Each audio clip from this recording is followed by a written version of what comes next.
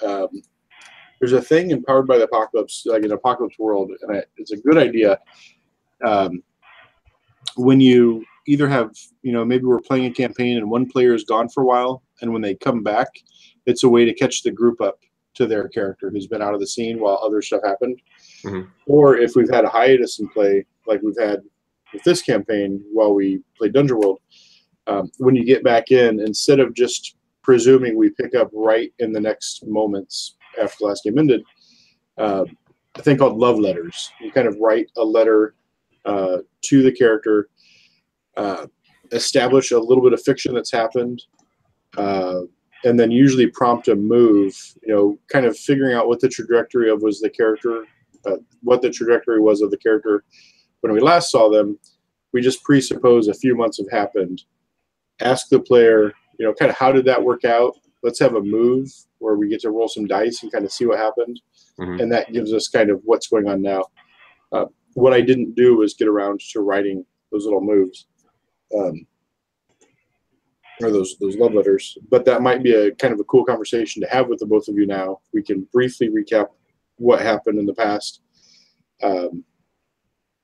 figure out what you've done. I think there's going to be some interesting questions in what we can look at here. And then I have a mystery that I found on the Google Plus community that I really like, that I want to start. And I don't know if we want to start it tonight or depending on how we're feeling with a shorter schedule. If we just want to kind of do the love letter type thing and then pick up the mystery later. Sure. But to kind of kick off the conversation, I went back and rewatched the very end of the last video and I looked over my notes. You all had defeated a group of basically underground humanoids that were coming up and were eating people and mind-possessing kids, and possessed technology that was not anything like what you had seen here, including both very steampunkish little ray guns, Marvin the Martian type ray gun stuff that they've been shooting at you, and you recovered 2 functioning devices. And I think you also had 1 non-functioning device. And then 3 of these rocks with glyphs carved into them that Samantha knows was in some way deep into kind of occultic energies, although not of the same sort of, writing. It's not Celtic language or something that like Wiccans might use. But she was even able to take one over and kind of use it, bend it to her magics. So you recovered some of those artifacts. I think we want to jump ahead a couple of months. Oh, and the other brief recap. You had been sent up to Oregon, Eugene, Oregon, to investigate. That was the music been written to summon a demon. Got called, like leaving there, you need to rush down to Texas and get to this campground where there's a disaster unfolding. We think it's weird. Your agency, whoever they are, had you hauling ass. And on the way, you got stuck up in that the swamp zone, the twilight zone that was confusing around Area 51 around Roswell. Fought through that. The RV was messed up. You got in the Firebird, hauled ass down to Texas. Defeated these subterranean guys, and I think the agency basically, in recognition of like you just kind of had to burn the candle at both ends for a while, they give you both leave. I think they wire you a couple grand each for plane fare, hotels, like whatever you need to do, and give you both leave. They want you to meet back. So we're somewhere central that they'd want you to meet.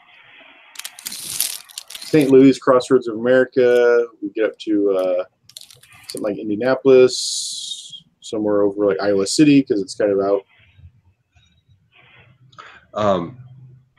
I'm fine with any of those cities. I would say, in terms of, I will suspend disbelief even if we pick a city I've lived in, because like I live in St. Louis, obviously, Yeah. And I lived in Indy for a long time as well. But I don't know if that matters to you, but I've lived in those 2 places. And I'm not even necessarily thinking mysteries would take place there. I'm just trying to think of, like, is there a place where it's not even necessarily the headquarters of the agency? Mm-hmm. It's where they would want you guys to be staged. Or maybe do you stick to the West Coast? Seems like our mystery so far have been on the West Coast. I had a plan early on of when we were first starting, the eclipse was coming through. Mm-hmm. And I thought if we were doing like a mystery a week, we would actually follow the path of the eclipse. But then it took us several nights to kind of get through mysteries, and we were just kind of going at a nice pace. That's why I abandoned that idea. But my initial plan was to go kind of cut across the path of the eclipse. So and found all the different cities. So as Atticus and like your normal persona, like if you were to go on vacation, where do you think you would be headed off to? Oh man.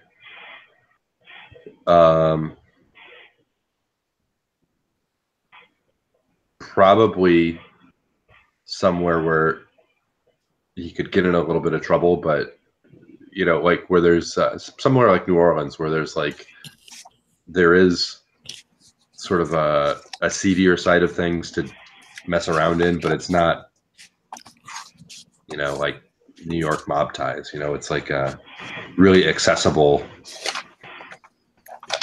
criminal element to dip his toes back into. I think I like that. I think that like maybe you went that way, and then maybe I went to like go and visit the French Quarter, maybe meet up with some people that do voodoo and whatnot. Mm-hmm. So would you both like go to the same city knowingly, or I mean, would you are you comfortable enough with each other? Would you actually want to travel together, or would you like appreciate some time away from each other? I think it's kind of funny to think as though we'd like looking for some time apart from each other, and we just end up in the same place. Yeah, I think that'd be fun too. And yeah, and just unknowing, like probably even going to do different things. Like you said, kind of the idea of the what was the movie? Was it The Big Easy? Dennis Quaid, where the cops are all corrupt and there's that seedy underbelly, and like you're kind of in those quarters, whereas Jessica's in the voodoo quarters. But there's maybe a couple scenes of you just missing each other. So Jessica had a great question. I like that. Would it influence, and maybe it would even make New Orleans a better thing? You walked out of that high desert in Texas with 3 rock books and 2 ARTs, Ancient Ray Technologies. You don't know even, I think, probably how to approximate the value, except to know that these are things that would be extraordinarily valuable, and to different values and different reasons to different parties. You imagine that your agency would want you to report something like this to the agency. On the other hand, on the black market, you know, if you went to weapons dealers versus a university versus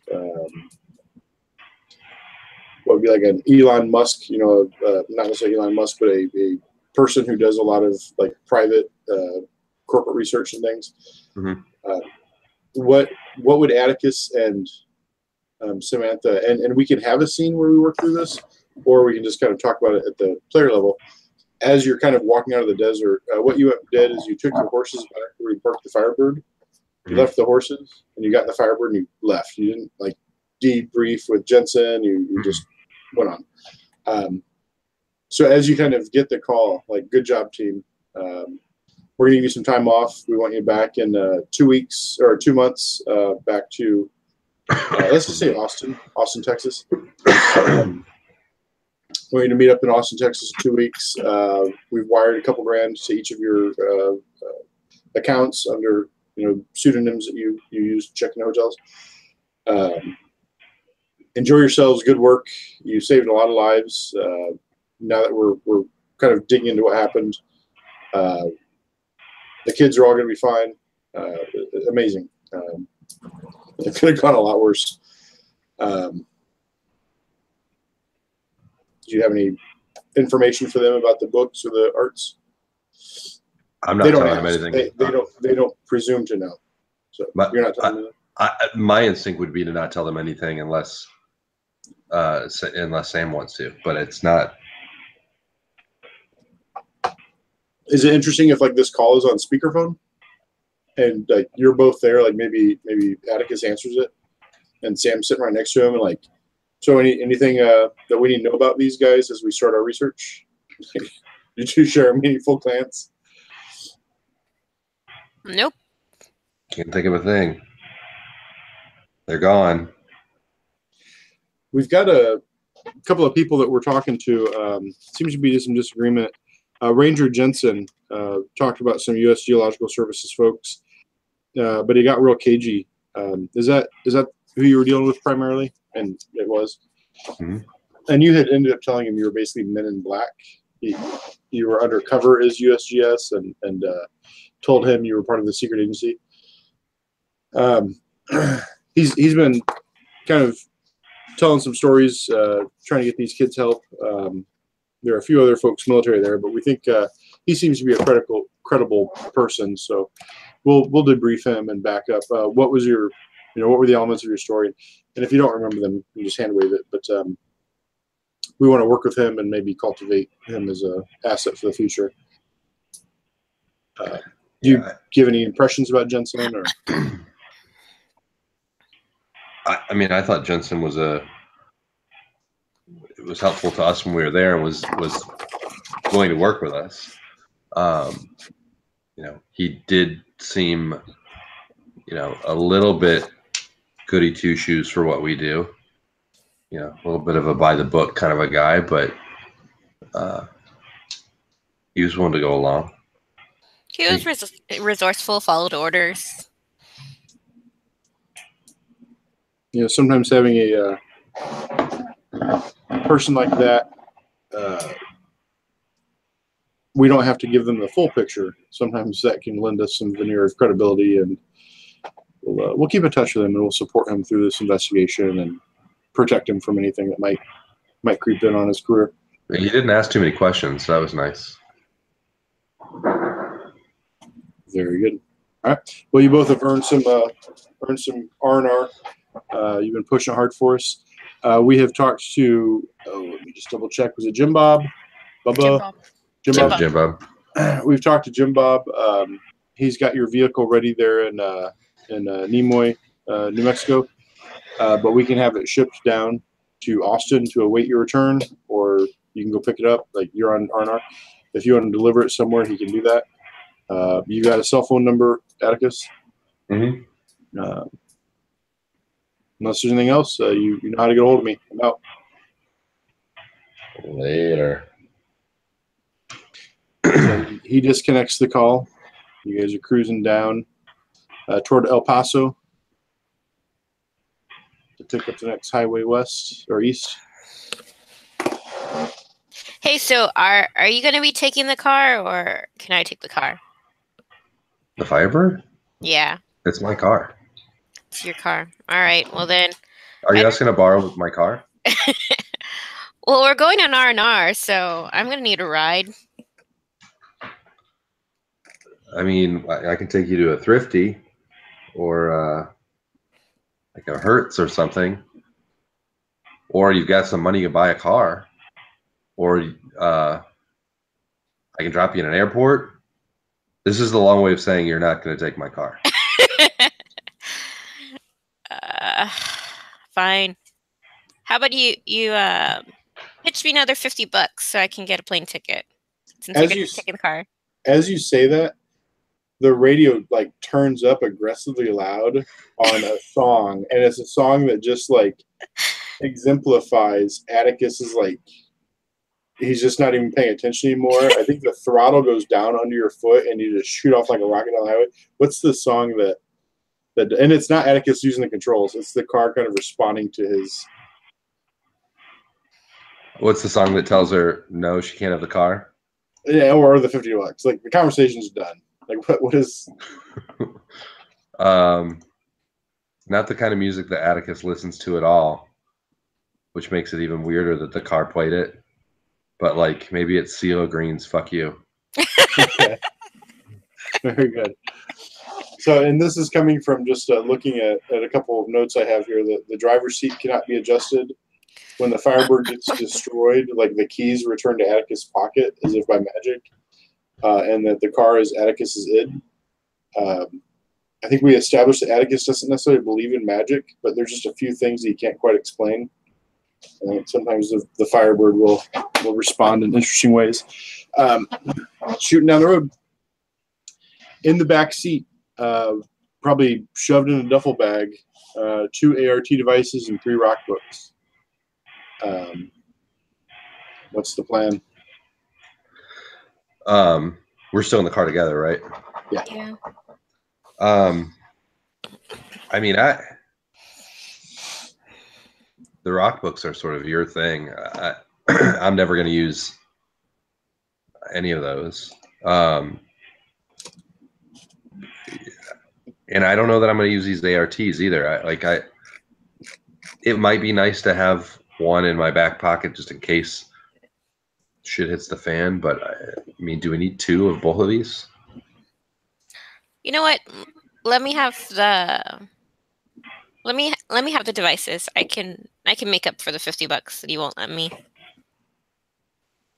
Now you're trying to buy these things for $50. I'm not buying them. I'm gonna sell them. Who are you going to sell them to? I got a guy. All right. Against my better judgment, I will pass them off to you. I think I'm going to keep one of the ARTs just as a insurance plan in case everything else goes wrong. It's good to have a surprise in your pocket. But you can have the other one. You can have both rock books, and if you make some money, 3 rock books total and 2 ARTs. If you make some money on it, we'll just split it up. How's that sound?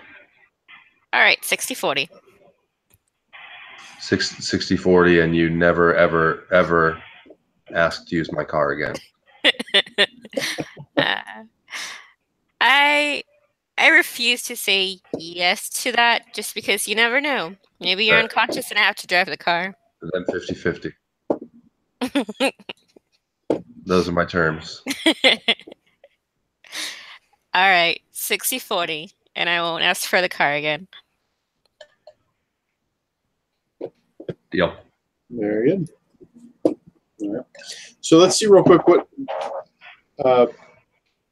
6 weeks has gone by. You're almost to the end of the 2 months R&R before you're expected to go back toward Austin. Where do we find Atticus? You dropped off. We'll ask Jessica how she got separated from you and ended up in New Orleans on her own. Mm-hmm. But presumably you rolled down the window and cruised across Texas and made it to New Orleans? Yeah. Where do we find Atticus after 6 weeks? I mean, he bounced around quite a bit into different places. I mean, his way of relaxing for 6 weeks is to just road trip the whole time and like spend a few days here, a week there. So he probably bounced all around the South, down to Miami, although he was careful there because of his history, up to the Carolinas, and then ended up back in New Orleans. Probably at a more of a hole in the wall local bar with a drink in front of him.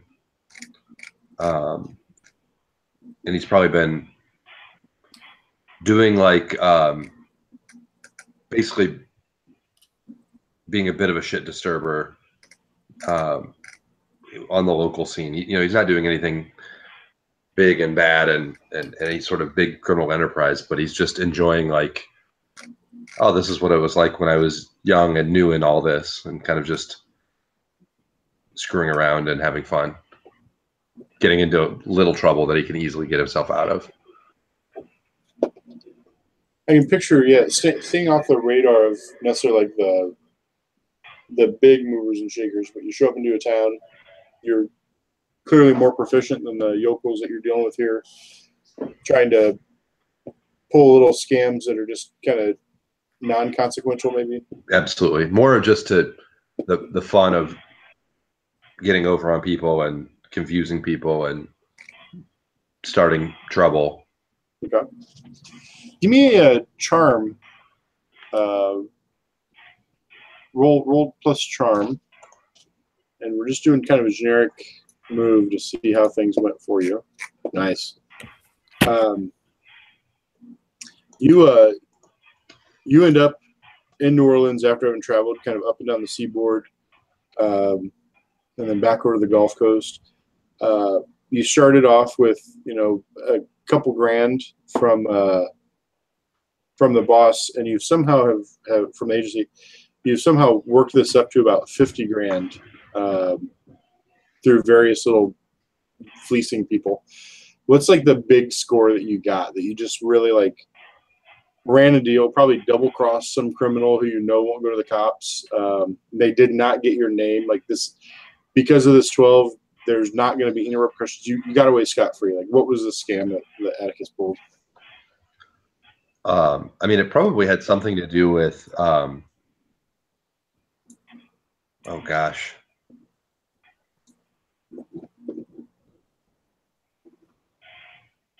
I don't know. Would it have been in Miami, or would it have been? Oh, not Miami. No, but probably would have been in New Orleans or maybe like Charleston or something, like some coastal city. And I'd like to think that he has some sort of a not a moral compass, but like a sort of code of conduct or a sense of honor among thieves. And so if he found some sort of small time hack that was doing things the wrong way as he sees it, or not being professional, or that he would find some way to just ruin them and take them down, take over all of their money-making opportunities. Whether it was somebody running a protection ring, or whether it was a small-time drug dealer or something, he would just trick or intimidate them out of business. Did you only empty their pockets, or did you also leave them hanging up to dry for the law as well? Probably that as well. Busted. Okay, so yeah.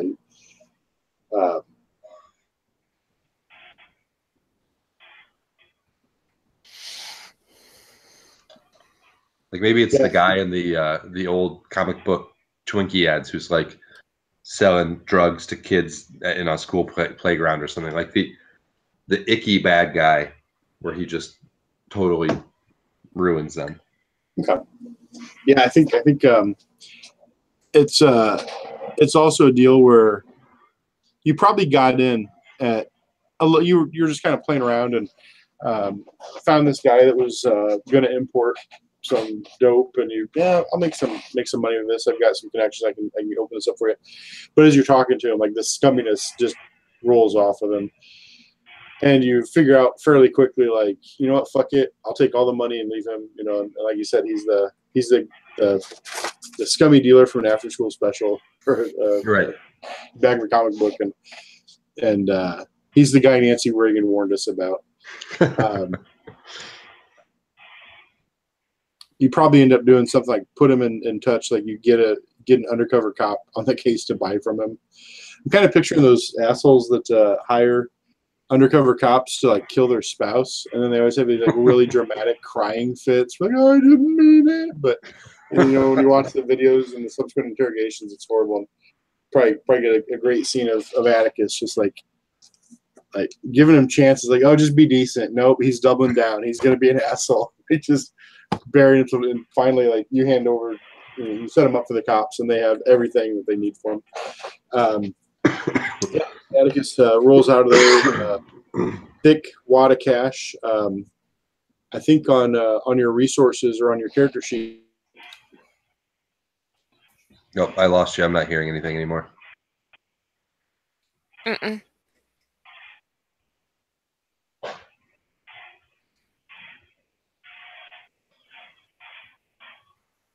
It sounded weird and mechanical at that last second, and then I lost your audio.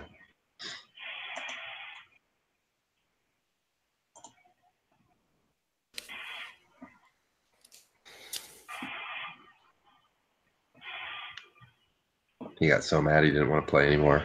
Yeah. Can you I can hear you now. Yep. Am I weird mechanical? Nope. No. Yeah, you are just flush with cash. I said 50 grand, but pretty much it's just you have a good chunk of disposable income that the agency has no way to know of, that the agency isn't tracking. It's enough money to kind of get into some trouble, get your hands quickly on something from the black market that's, reasonably. It's not necessarily set at 50 grand, and it could also be that you've got like 100 kilos of coke and some like you can mix it into different resources as you need, kind of like Adventure Gear in Dungeon World. You just have like a big chunk of resources. Okay. And let's see, Sam. I kind of sounds like from your conversation that you both got pretty much as far as El Paso, and then it was it's time for your shoes to hit the highway. That's kick rocks. Kick rocks. What is Sam? Where did you ask to get dropped off in El Paso? Okay, so I ended up getting dropped off at the train station, and I'm just gonna take a train from El Paso all the way down to New Orleans. Okay. That would be an interesting train. I could see that being kind of a cool thing. Probably go through a few little stops that used to be like Pony Express stations in the way through Texas. Get through Austin, go up to Houston, go up to New Orleans. Baton Rouge. Yeah. I would say, the train doesn't really necessarily stop except for a couple stations here and there. It's probably a fairly quick. By the next day, you get there. As you're on the train, you mentioned you were going to try and sell the ARTs and the rock books, or one ART, and you have 3 of the rock books. Would you sell all 3 of them? No, just 2. Okay. Now, before we get too far into the selling of these rock books, if you look, actually, I'll show the players. I just brought up in Roll20. You should see the use the rock book. Mm-hmm. There's some things that can happen when you read them without training and protection. When you resist their effects, if you kind of read that move, you can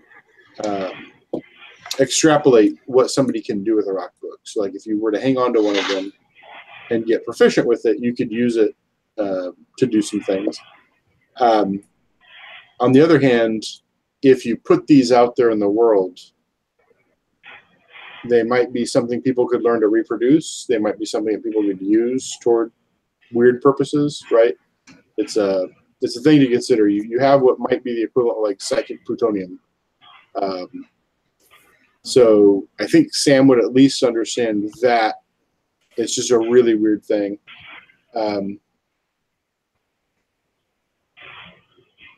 When you get off the train in New Orleans, actually, did you do any prep work before you get to New Orleans? Did you call anybody or do you do anything? Yeah. Calling up an uncle that's like a professor. Maternal or paternal? Paternal. Okay.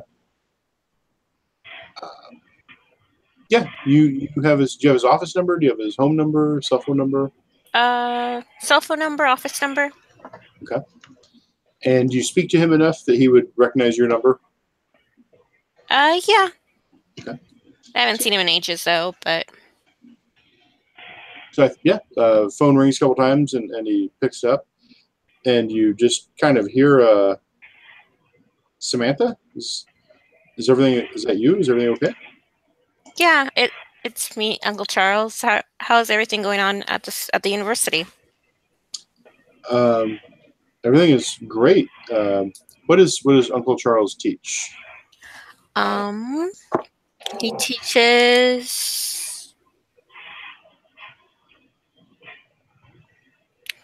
It's like an anthropology, I guess, curriculum, but he like specializes in his own time, like occult works and stuff. Okay, so he and Arnold, his brother, were fairly close in some of these things. Like they dabbled in some tentacles. So he probably has a kind of more some affectations, his behavior, his mannerisms. Everything is going along wonderfully here, Samantha. We off to a great new semester. Lots of bright students signed up for my classes, and I'm about to steal their souls and turn them on the dark path. You know how it is. And you, how are you doing? Oh, things are well. Work is well.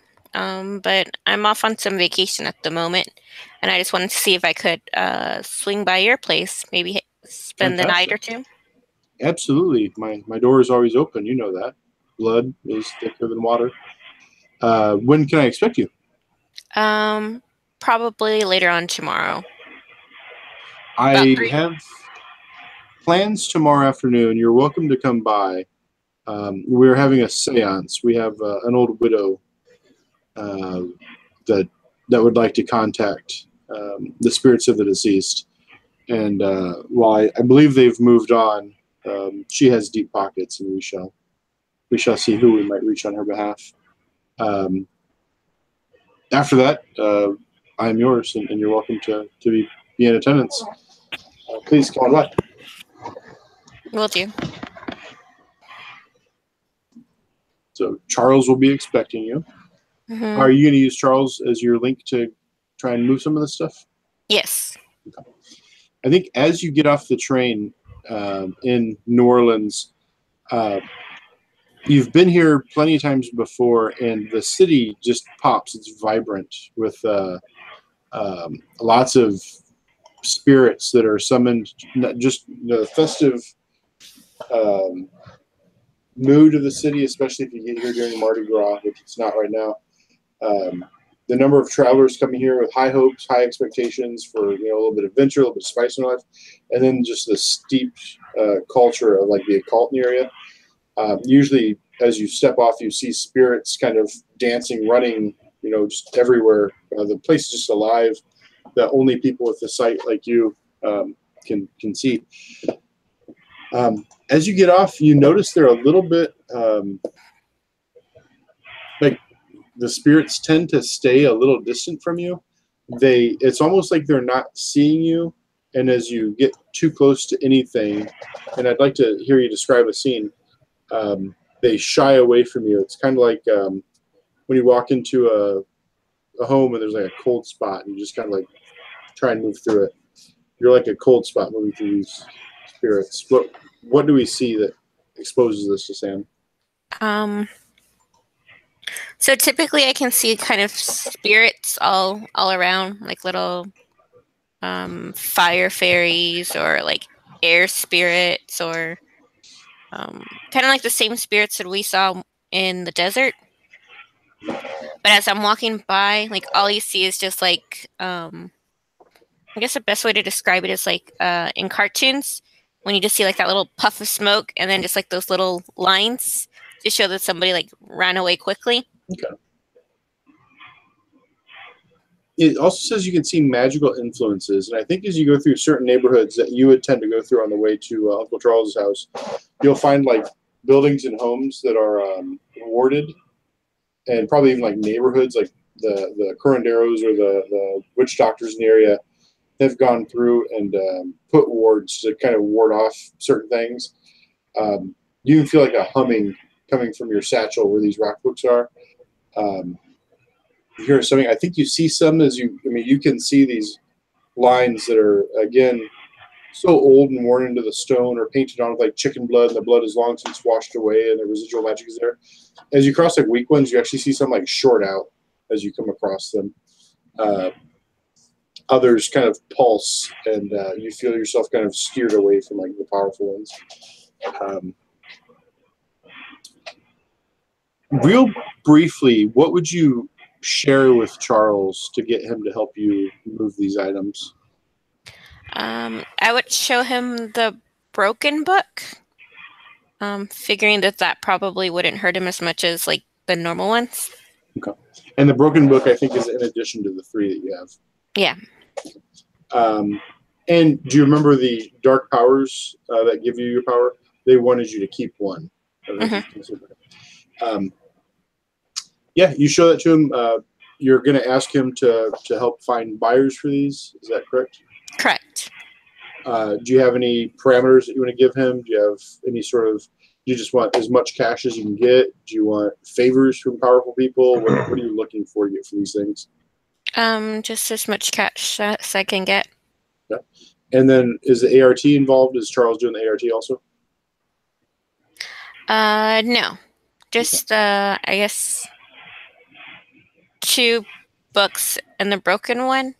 And then I'm keeping 1 book for myself and 1 ART device for myself as well. Okay. So go ahead and roll plus weird, and let's see what we can do with Charles.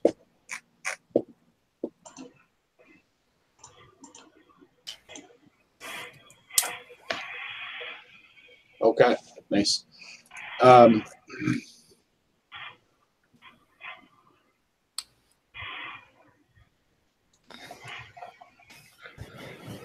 think you're there that, first day. You get there the day after Josh dropped you off or Atticus dropped you in El Paso. You get to Charles. He fleeces some old widow at a seance. He has some friends that kind of help him out with that sort of thing. Sends them out the door, and you bring out the books, and his eyes go wide when he sees that rock book. He starts looking at it, and he pulls out some reams of paper. As he's flipping through them, you see pictures of have you seen, is it the Anastasi? Who are the culture that disappeared in the Grand Canyon? I think it's Anastasi. You see pictures of cave drawings and things that match very much like what you saw in the hills. He brings all this stuff out to you, calls you into his inner sanctum, and it's a very Vincent Price would love this sort of an arrangement.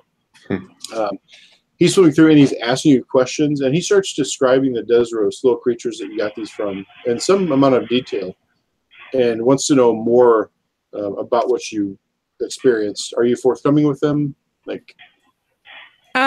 Yeah. He same kind of deal as with Josh. You basically are going to come up with a good chunk of cash that he can front you right now. He proposes he'd like to keep the broken rock book plus 1 other. He'll pay you let's say 25 grand for that one, and then he thinks he can find a buyer. He won't charge any fee. As soon as he can sell the other one, he'll sell it for you. Oh no, 50 grand I think is what Josh got, roughly 50 grand in value. But then there's another pending sale. He can't sell it right away, but there is definitely a group of people, and you see him. He's going through newspaper articles, old magazines. He pulls out a couple comic books from the 50s. He pulls out these weird eclectic sources that you never would have thought, but as an anthropologist he has cultivated, and he's got a big binder full of loose leaf sheets and mismatched media that's all around these guys. And he's this is a breakthrough, my darling. You have no idea how insane this is, and we will find a buyer with very deep pockets for this. Do you accept his offer of 50 grand plus he'll broker the sale for the other one? Mm-hmm. Okay. Yeah. And then you guys both kind of. Yeah. And how do you spend the rest of your time in New Orleans? Just probably resupplying some of my weird eccentric supplies for different spells and whatnot, and maybe visiting different witch doctors to get some more information about different spells that I've been trying to work on, things like that. Maybe go and buy a couple more books. Do you spend any time working with the rock book that you have? Real little, not extensively. Probably more so just the research that I've been learning with my uncle about what he knows of the Death Rose and what limited knowledge maybe he's learned through, I guess, analyzing it and interpreting it. If you would work with him, I would give you a +1 on a weird roll. With a 10 plus, you will be comfortable that you can use the book without without any further training or protection. Like, you'll be comfortable with it. On a 7 to 9, you are going to attract some malign attention. And on a 6 minus, things won't go well. It won't cost you anything major, but things won't go well. Are you willing to kind of study it with him? Oh, and if you, like, whatever success you get will blend over to him too. Sure. So plus weird, +1.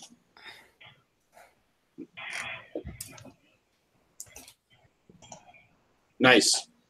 You don't necessarily know what all the words mean, but you kind of have figured out how to use this.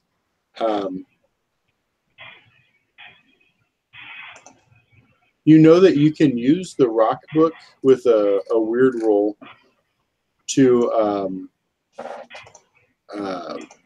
kick some ass against someone. Pretty much anyone that you can see. It's basically a weapon. It's going to do 1 harm when it attacks somebody. It ignores any armor they have, and it'll give you, it's a life drain from them. It'll heal 1 harm to you and do 1 harm to another person. In addition to that, you can know their identity and surface thoughts, or send a single command, which they either have to obey or suffer 4 harm ignoring armor. You don't heal that harm. But you basically can either deal 1 harm to them and heal yourself, or you can know their identity and surface thoughts and do a very minor telepathy, which you might not need because you already have telepathy. Right. Or you can send a single short command, and if they don't obey it, they take 4 harm. Okay. And you can pretty much now use this with a weird check to kick some ass, and those are the different things you can do with kick some ass. If you look at use the rock book, it's basically the resist the efforts of the rock book used against you. So,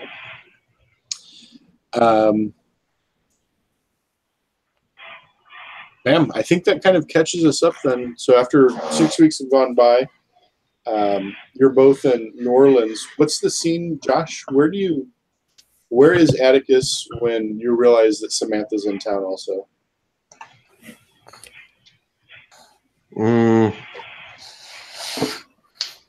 Probably somewhere on the French Quarter. Like I know our time is just about done. I've come into some money, and I'm like, I'm gonna find some sort of little goofy voodoo trinket to bring to Sam.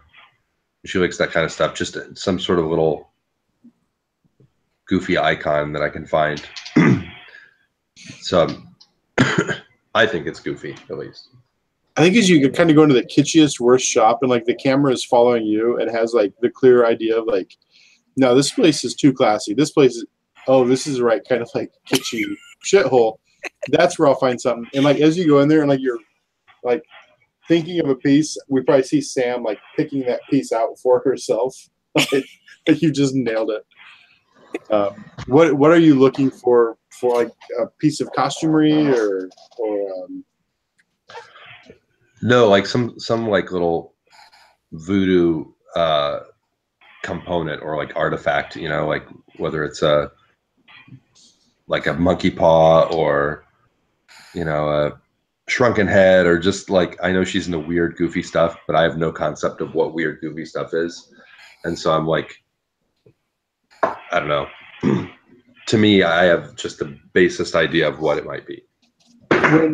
When it was safe to go to the border towns of Mexico, we'd go down there and they would have these stuffed frogs, like desiccated taxidermied frogs, but they'd have them doing weird shit, like playing a little guitar, like just doing weird shit.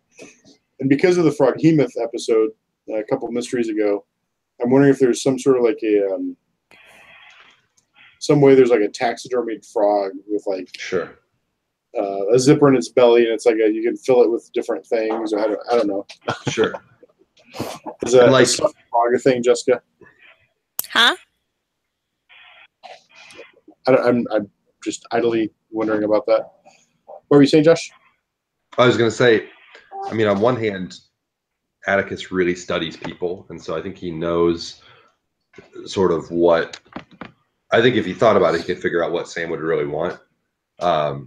but also he purposely doesn't know about the weird stuff that she's into. And so when it comes to that, he just sort of is like, that one. So does he? It's because he kind of rejects to really grapple with the idea that this occult stuff is real, right? Mm-hmm.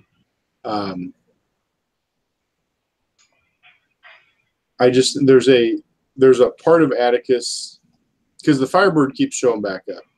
Mm-hmm. The Firebird is responsive to him in weird ways. He ignores it. It's just a minor malfunction that will get looked at later or something.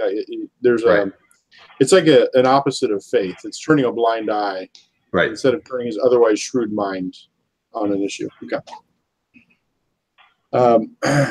So you walk into this kitschy shop. You've got kind of a vague idea of they'll have something in there. I think as you kind of see the thing, the first thing that occurs to you, you notice Samantha looking at that same item. What's the dialogue? What's the encounter look like?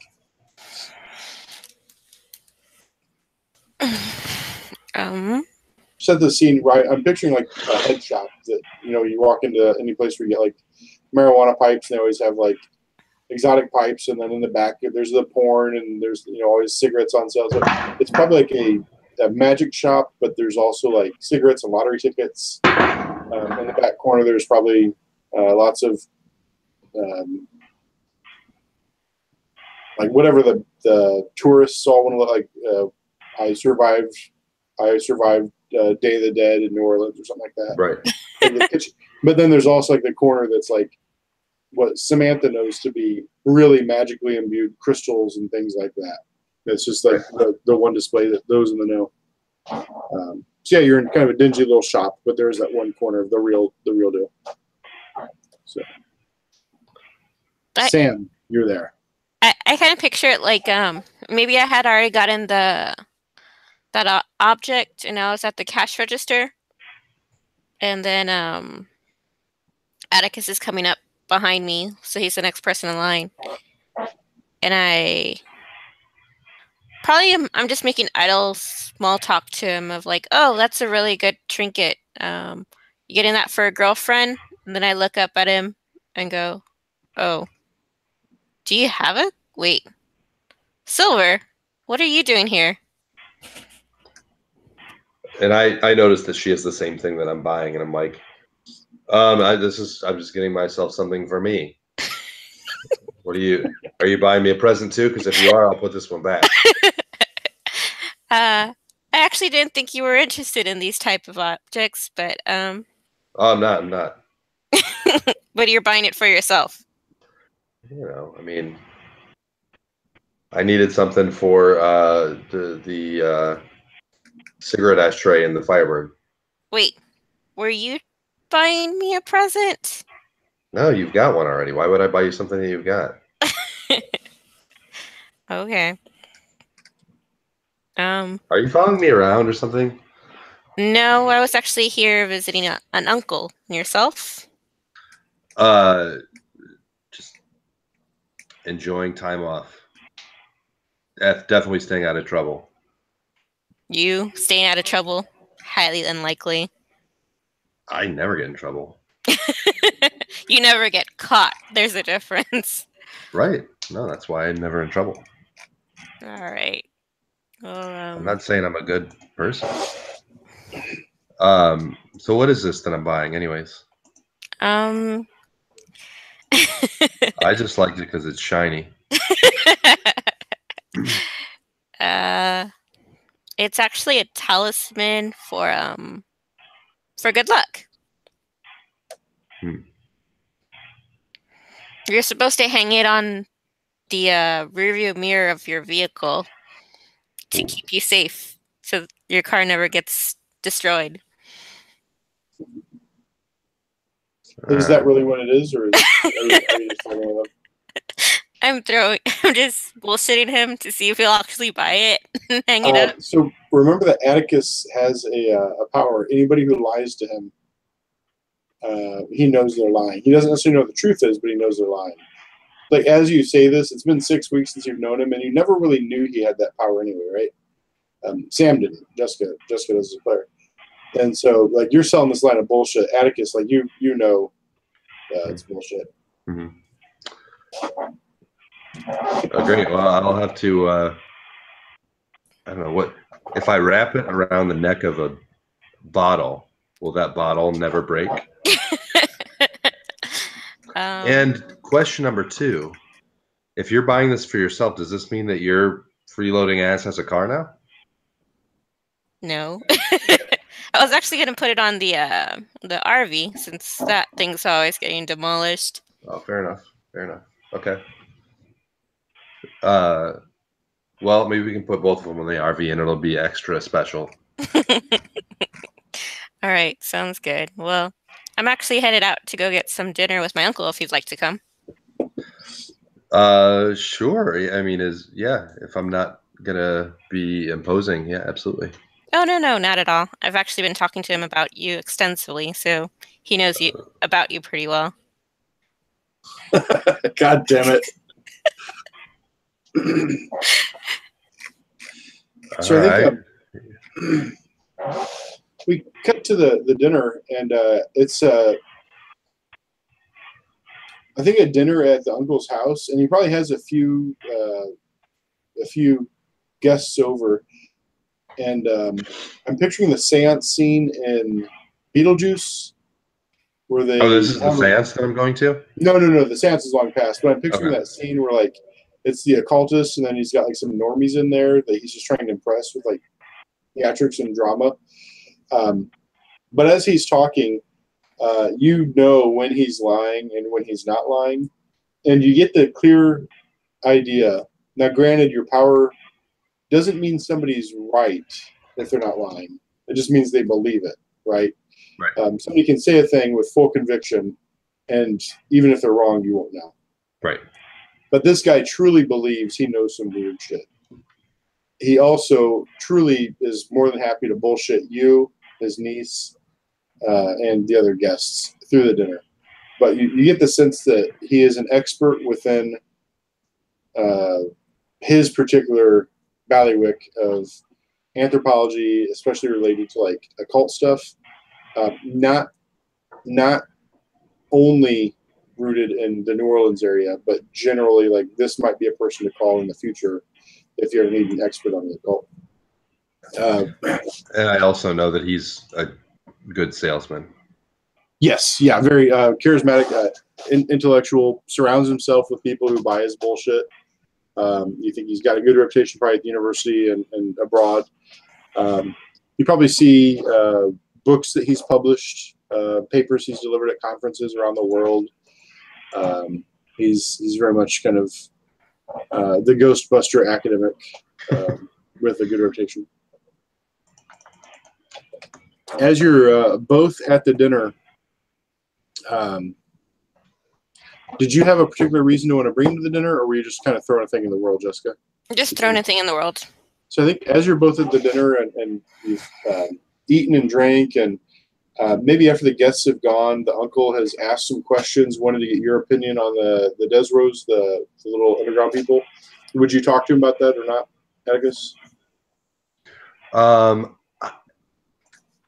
Are you surprised that he knows about it? Yeah. And I would probably talk to him in a guarded way about it.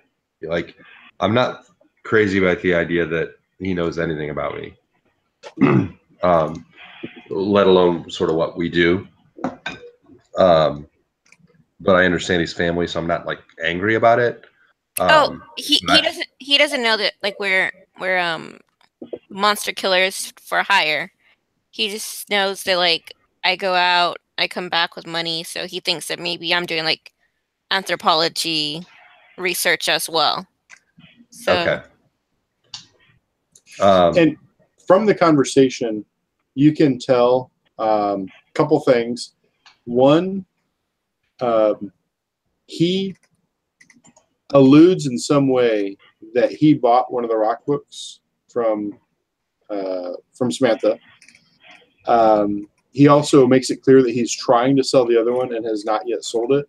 Okay. You know that both of those things are true, even though that hasn't been told to you explicitly yet that that's what's going on. You also, in the conversation, like, he got a really good deal from Samantha. And from the way they're talking, like, he's like, yeah, like, you know, I probably overpaid for it myself. Like, that's bullshit. Like, Right. he did not give her what it was worth. She didn't drive a hard bargain. She didn't get screwed necessarily horribly, but Right. he's, yeah. So I'm doing that thing where, and hopefully I'm charming enough to do this, where I'm having a conversation with him and giving up as little as possible and using the conversation to try and figure out what he knows. Okay. But I don't want to give him the impression of that. I want it to just be gregarious and likable and charming, but I'm trying to pull from him whatever I can to figure out kind of where we are, you know, where do we all stand right now? Because I want to be standing in the power position. Where you stand like socially in this relationship, or like how much does he know about you that maybe Samantha revealed things that you don't want him to know, or that one? Like how much do you know about me and us and the work, and at the same time giving up as little as possible, if that makes sense. Mm-hmm. Basically, I'm using the conversation to size him up as much as I can. I think what we're ending up doing is you're in a charged situation where he may or may not know things about you, and you don't like having that your belly exposed to this guy, right? Mm-hmm. I think you're reading a bad situation. You just want to figure out how bad it is. Does that sound fair? Mm-hmm. I think so. Yeah. Unless you have any moves that modify that away from sharp. I don't think so. And then Jessica, Samantha is part of this conversation and is sophisticated socially enough to kind of get what's going on here, right? Mm-hmm. And also Samantha's probably seen me work people before. And so you can, even though I'm pretty smooth, like you can see me socially make that shift from really kind of effortlessly talking to somebody naturally like I do to you to where now I'm in sort of work mode, maybe in a way that other people can't see. Like I'm pretty stealthy about it. And you can also have telepathy, Samantha, which Atticus may not even know the extent to which you have, telepathy works. So Atticus has an 8. Could it be influenced with help? Or would she even want to help me if she knows? She may not even want to help if she knows that I'm sort of doing this to her family. Yeah, I'm trying to think. +1 would be help out, and I don't think there's a way to actually interfere the way it would normally be. So it's not actually going to be -2 either. So either way, you're stuck in that 7 to 9 zone. Read a bad situation, you hold 1. If you act on the answers, you get +1 ongoing while the information is relevant. So you have some questions here, and maybe a couple of them might apply directly. Sorry, let me open the moves. Excuse me. They should be there in the journal and Roll20 too. Yep. I gotcha.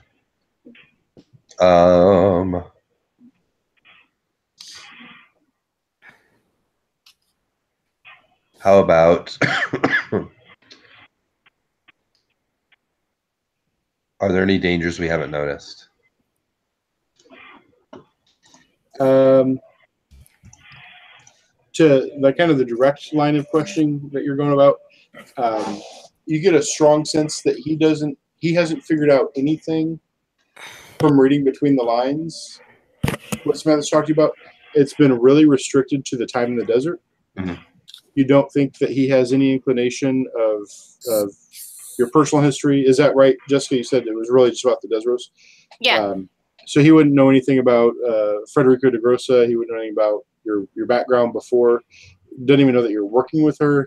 He doesn't have a clear idea of why you were with her in the desert. Mm-hmm. So from that aspect, there's no dangers you haven't noticed.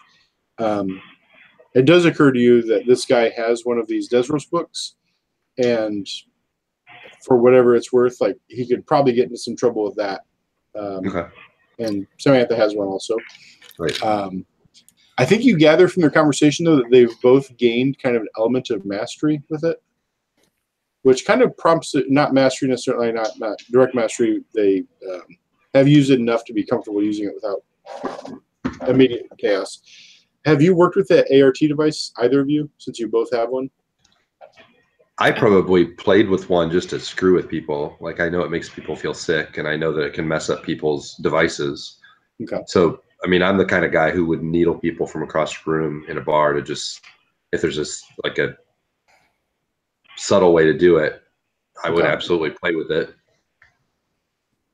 Yeah, and so I need to go through them again real quick, but it basically has a nausea setting.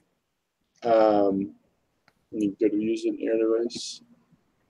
Stun or nausea, catching things on fire, or you can short out electrical devices. And it's basically like a small cone area of effect. Mm-hmm. It can knock out like all their cell phones and other electronics. Conceivably, if somebody's on a pacemaker, I mean, it can fuck with that. Or it can stun them or catch them on fire. As you use it, you can choose what you want to do with it.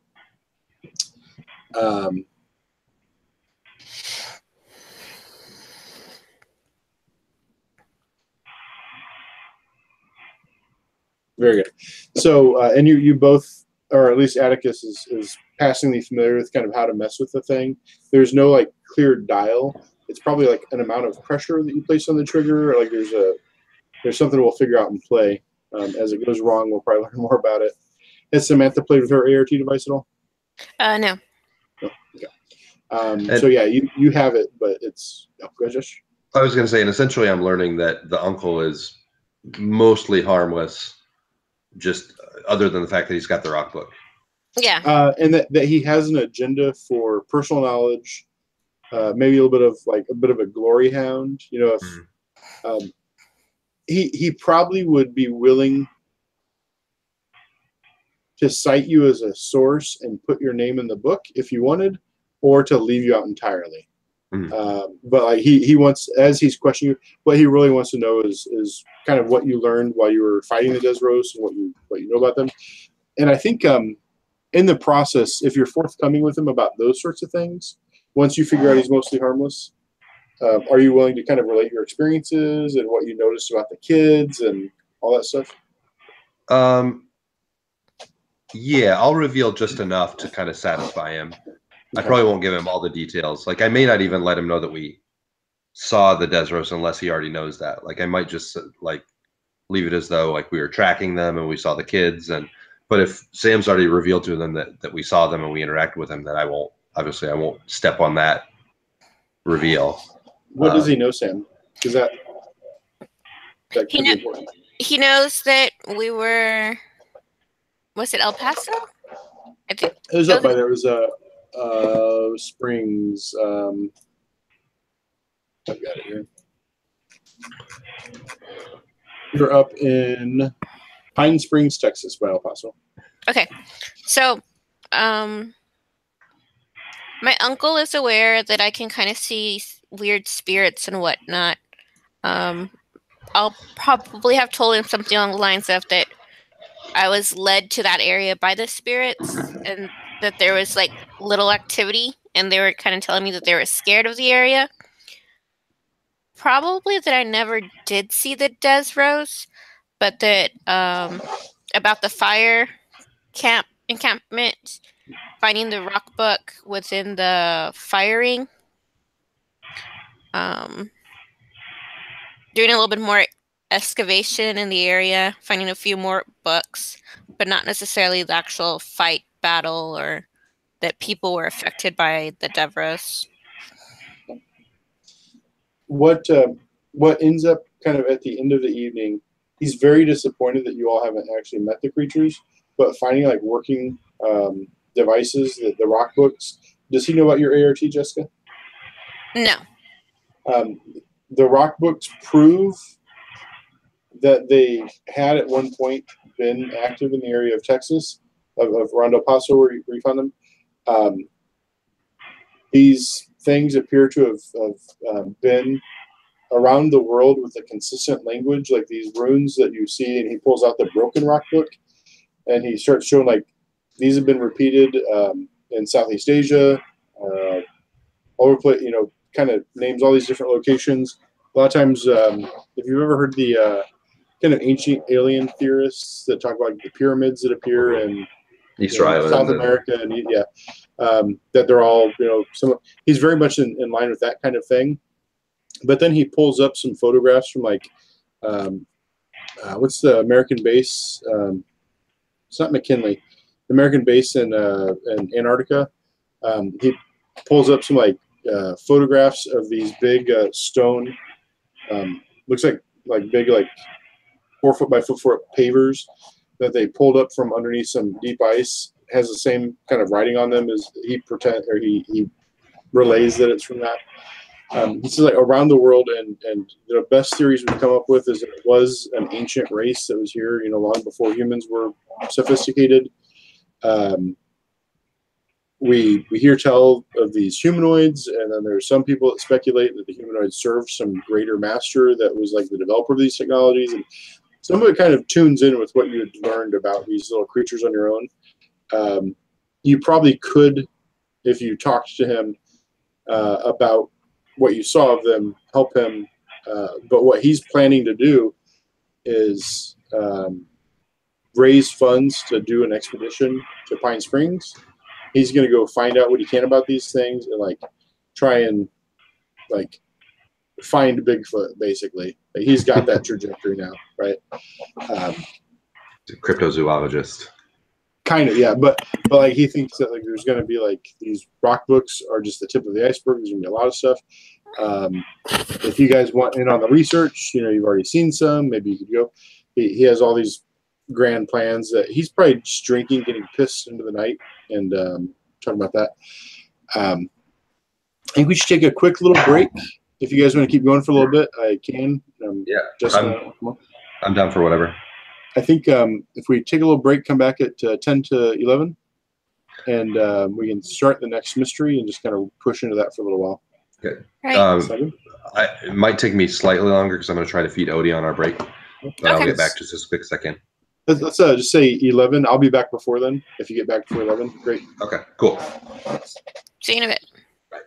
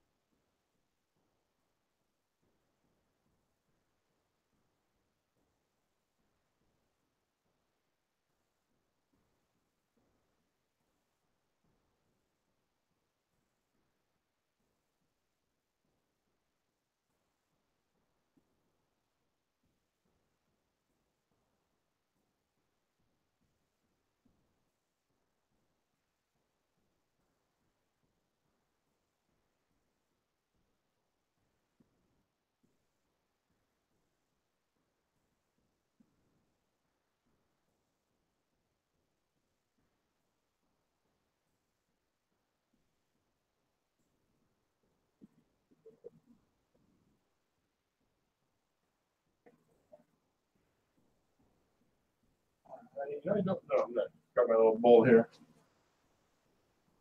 can look that up real quick. Not pretty, is it? No. It's probably cool.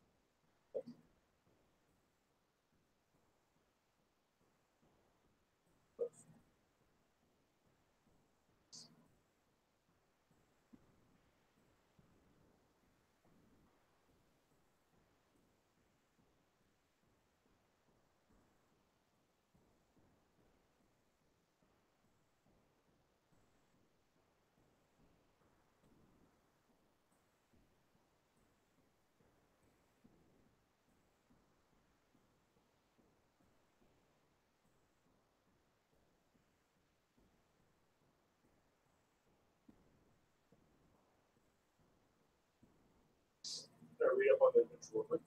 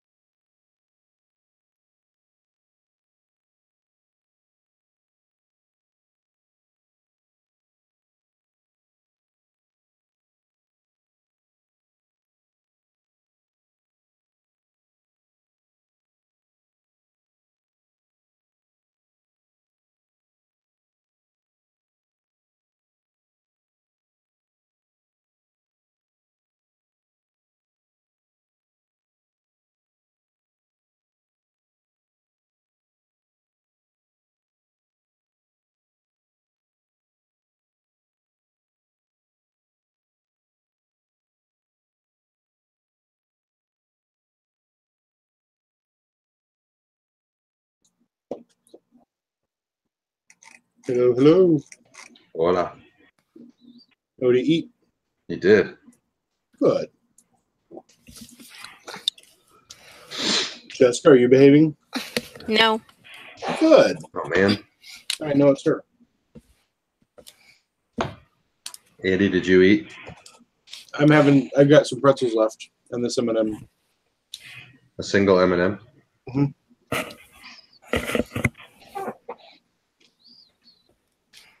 I see. So, you're at this dinner. There was an initially charged conversation where Atticus was concerned that steps might need to be taken against this guy.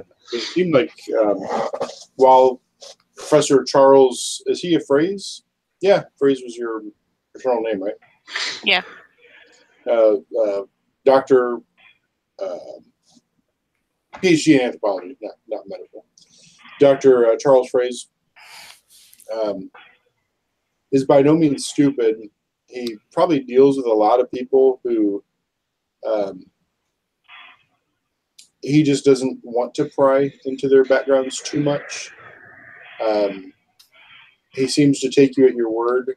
Maybe it's trust that he has for Samantha. I think you even maybe get the impression he doesn't exactly know what she's been up to, working with the agency and things like that, and clearly is no threat to you. And the conversation has moved on into a general discussion about how he's looking forward to being able to prove that these Desros exist and maybe find out more about the rumors behind them. Drinks have come out. Are you both accepting his hospitality, his drinks and things like that? I am. Yep. Drinks come out, and the conversation gets a little bit more maybe just less charged, and it's just kind of him hoping for discoveries of the future and promised adventures and finding secret knowledges, and drinks come on, the conversation gets more drunken, everything's kind of getting nice tone. Both of your phones ring at the same time, chime to indicate incoming text message, and it gives some alert that you have set when it's coming from, who's our geek that works for the agency? Shoot. Find his name real quick.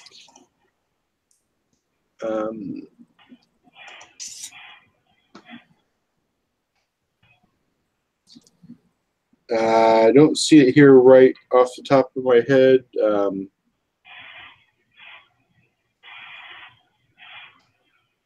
We want to rename him. I don't remember what his name is either. When it comes from that guy, I've got my notes in a couple places. I'll find it. But when it comes from the office, from your technician, what's Atticus's special chime that it's a priority alert?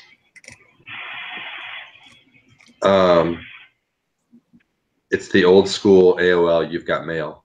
Okay. Very good. And Sam? My ringtone? Yes. The one that's like, hey, this is an alert from the boss.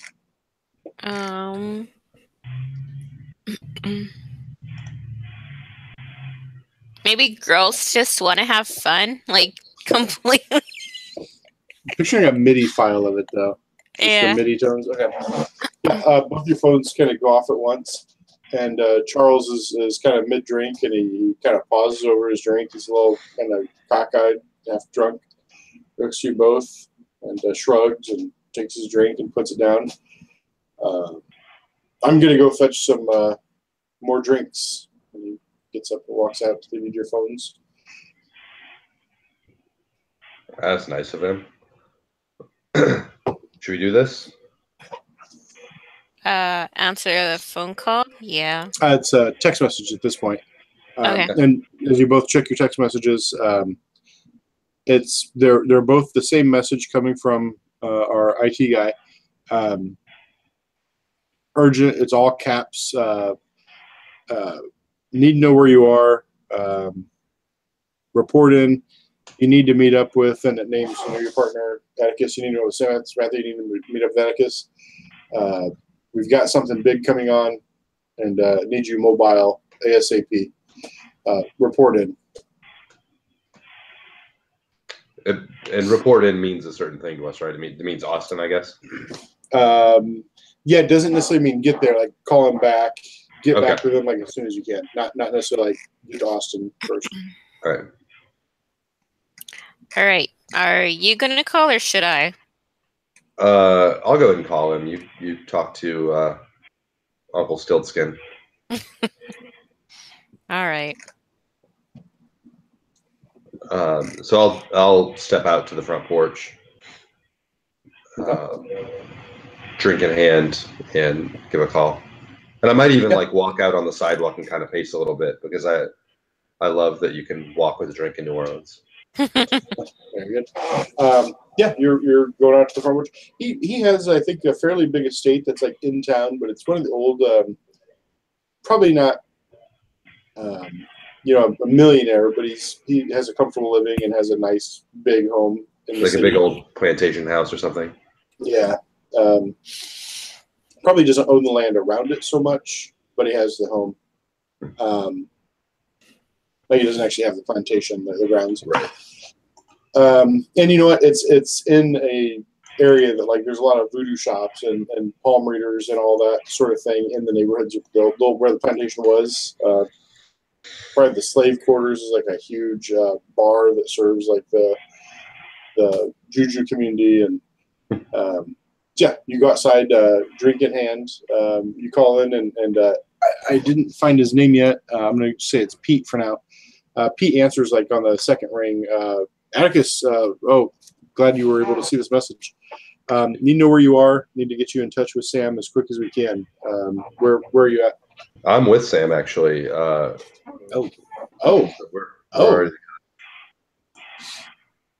with Sam. Yes, the team is going well. No time for that. You're with her. Where are you guys at? Are you near Austin or? Yeah, we're a few hours away. Well, probably 10 hours away by car. Which direction? Because where I need to get you is over by Orlando. We're in New Orleans. New Orleans. Okay. You hear him type a little bit. Okay, about 8.5 hours. How soon can you get to Ocala Forest? About an hour north of Orlando. Let's see. It looks like you get on I-10, 25. You could be there 8.5 hours. Like when can you get on the road? Are you in a position to go soon? I mean, how much have I been drinking? Am I good to drive out of there? Yeah, it's up to Atticus. What do you usually keep your wits about you? Would you be getting sloshed? Would you? You're always drinking when you drive. That's true. That's true. No, I mean, I think he'd probably be fine. Would you want a night's sleep before going into a job? I guess would be the question. If it's urgent, we can drive through the night. Okay. Like, is this an unusual type of message to get from, or is pretty much every time we get a job, is it like this? Often there's a, hey, we need to send you some information. Let's get you kind of on the road while we debrief you, things like that. He seems to be a little bit urgent in this situation. Hasn't given you any intel yet. That'll kind of come as you get on the road, but the desire to get you there immediately just shows like they think there's an imminent danger. Okay. Yeah, then we're good. I'm good to leave tonight. I can check with Sam and make sure that there's nothing she needs to wrap up in town. Okay. Yeah, if you could, that's great. Do what you need to do. If you can just get on the road, give me a call back. It's all sketchy right now, but yeah, Ocala, Florida. It's a town called Juniper Springs. Can we coordinate with Jim Bob to either meet us there with the RV or meet us on the road and we can hitch the car to the back and tow them both? Oh, I like that idea. I can probably make better time in just the car without towing anything, but he's in Austin with your car right now, but we have a C10. We can have your car in Gainesville, Florida, by the time you're rolling through in the morning. if you want to have, we have the RV dropped off and available for you to pick up in Gainesville. Sweet. I know Samantha's equipment is in there, and your gear as well. So yeah, if you get on the road, we'll have it. Let's say it's 11 o'clock at night right now. They'll have it in Gainesville by 6 a.m. And it's restocked. It's everything's good. Yeah, Jim Bob was able to take care of it. We went through your equipment. Everything's Refresh the snacks, oiled. the mini bar. The mini bar and magazines are all preloaded. Great. Full tank of gas. Yeah, absolutely. All right. I'll talk to Sam and see if she can get on the road tonight. If not, then I'll keep you posted. Okay, very good. He he says something that just lets you know that he has an idea of that you and Sam have a very, a romantic reason to be on the road together, vacationing together. What is it that he says that, like, and you set him straight? I don't know, what would he say? He probably think what he says real quick. He says, "I'm sorry to cut the honeymoon short. I'm surprised to glad you guys are growing closer. No. Drink that deeply." First of all, if that were happening, it's none of your damn business.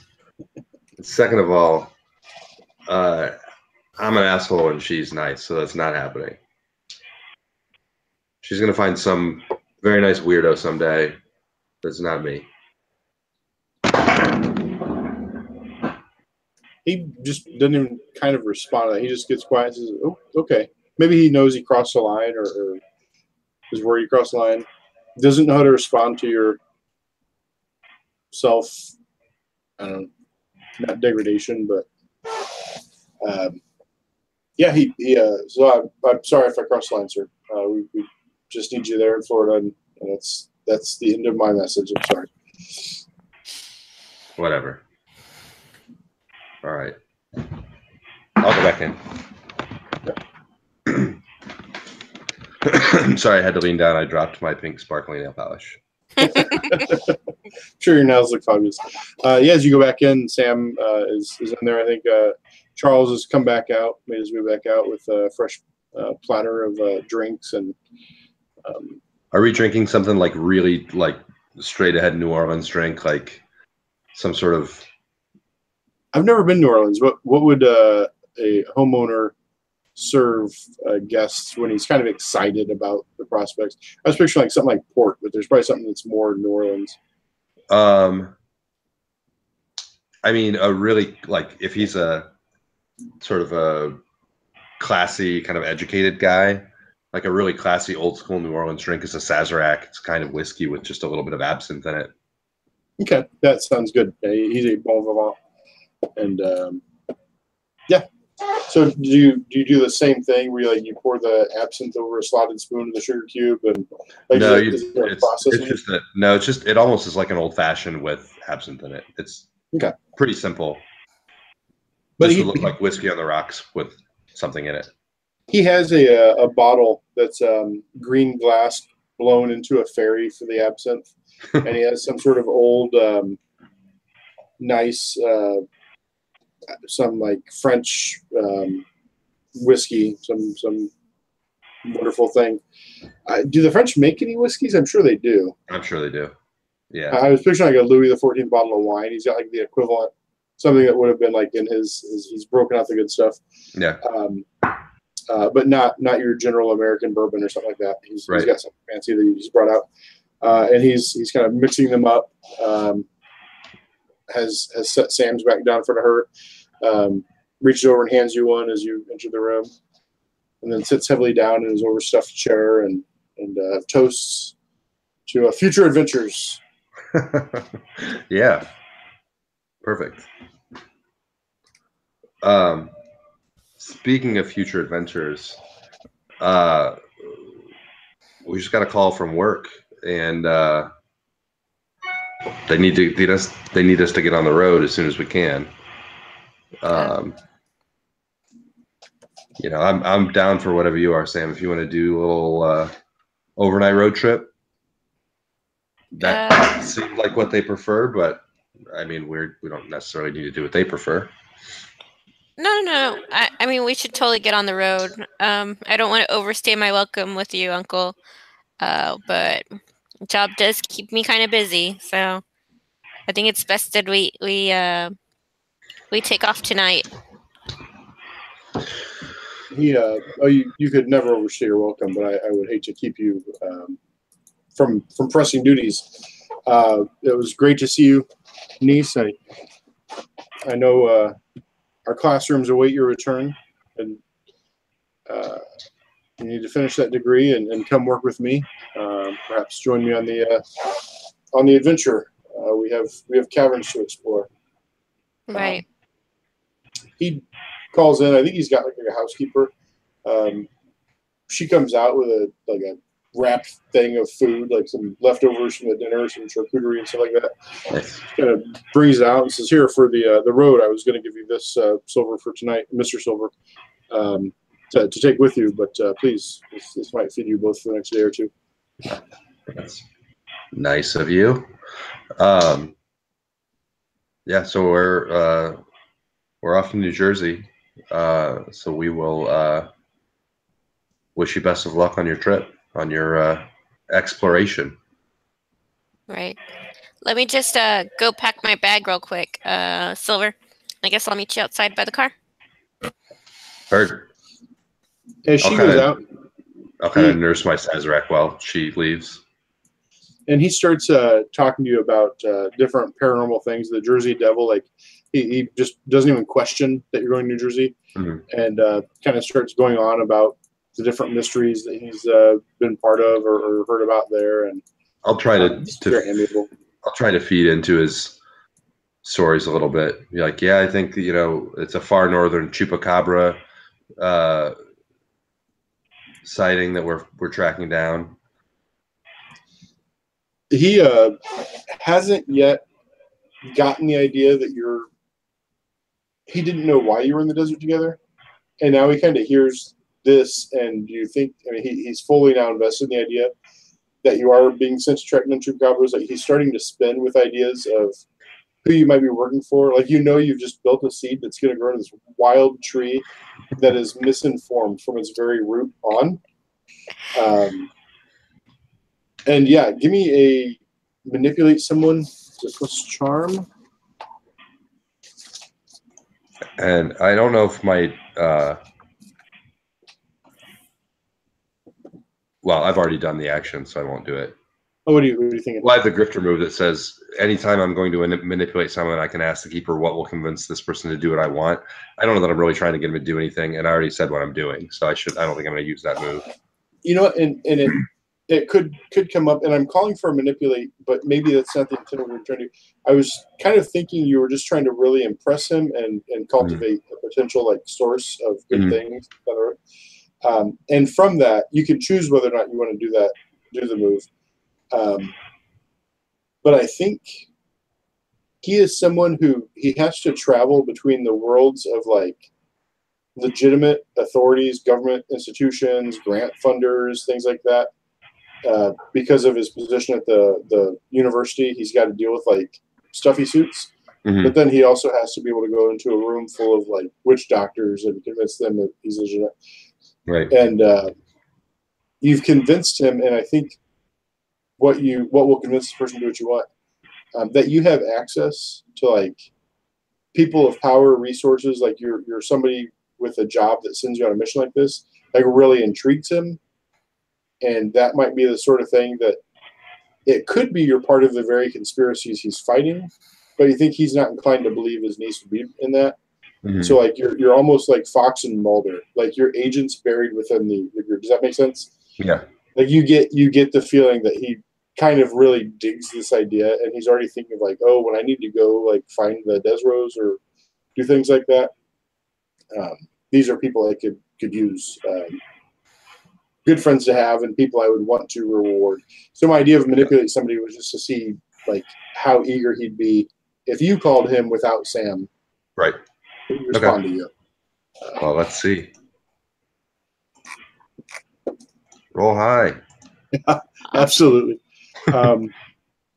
You know what? Sam's going to be up there a while. She's always been somebody to make a huge mess and take a while to clean it up and move out. So we go back upstairs, and like she's just got shit thrown everywhere in the room. She's like smashing it, like trying to like jump on the suitcase.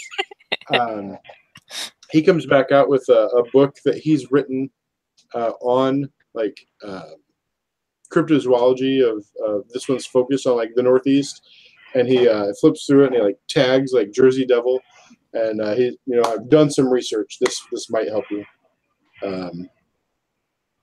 And I think you'll find this chapter, and it's like correlation between the Jersey Devil and the Chupacabra. Like you accidentally bullshitted into like a theory that he likes.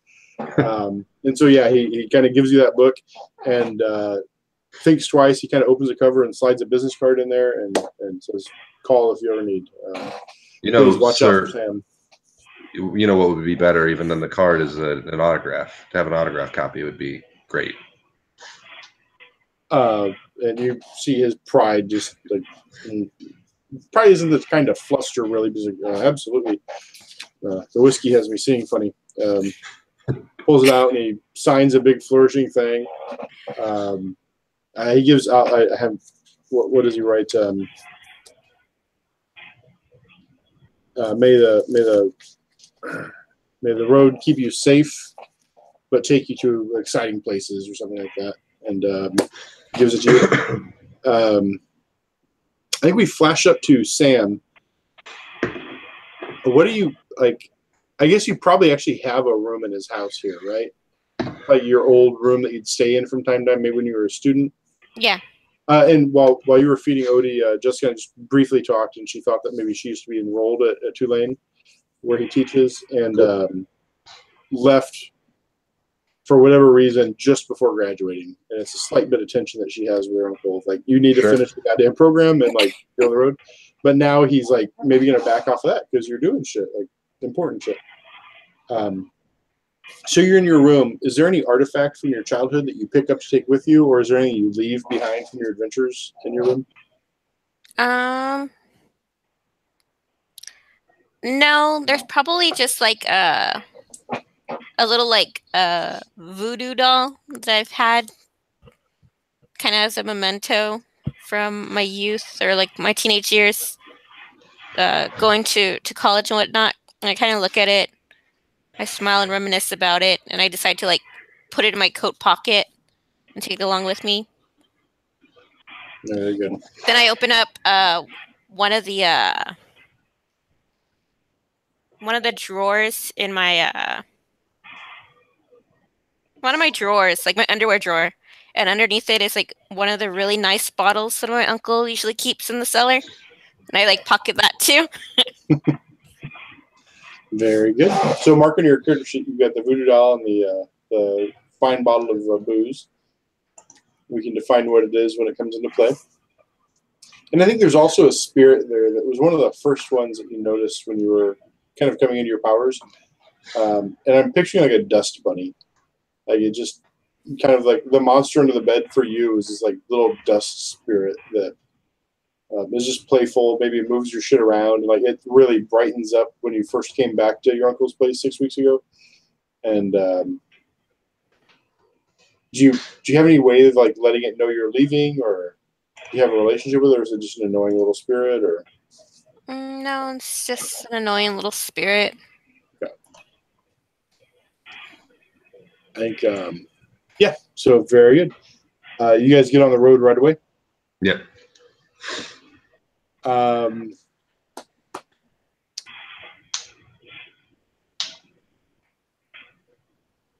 What we want to do is probably hand wave what they tell you, what Pete tells you as you kind of get on the road and call him.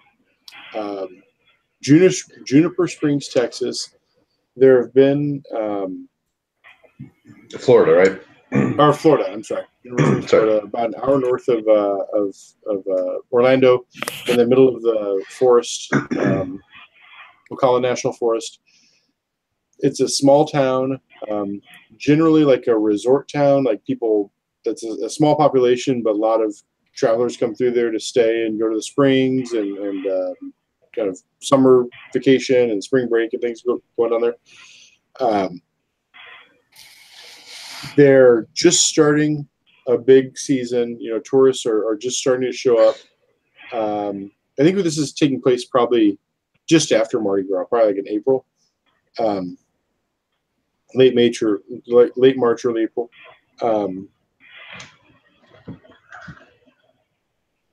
There are some people have left and talked, I think from watching social media patterns, like people complaining about nightmares, like in droves from leaving this place. He starts going on about like the Facebook analysis, and you probably get a picture of something like Cambridge Analytics, where it's just like gather all this data and start seeing what extrapolates out. And maybe, I don't know if you had the idea that the agency was doing this sort of thing, but basically they're just pinpocketing, like there's some weird uptick in these nightmares coming out of this area. That brought some people into, that brought their attention to focus on the area. Lots of phone calls to and from family have been eavesdropped on now. People living there are kind of having trouble sleeping. Crazy nightmares. I think the local pharmacy has actually like reported to the CDC, like the doctors, like several doctors in the area have written like all the prescriptions for like all the different sleeping meds. They've like exhausted the supply at the pharmacy, and it's just one pharmacy serving the town. So they're like the CDC has been alerted, and then like the pharmaceutical companies are like, hey, like we need to resupply. However that process works. But basically, it's just like some weird nightmare events are going on in Juniper.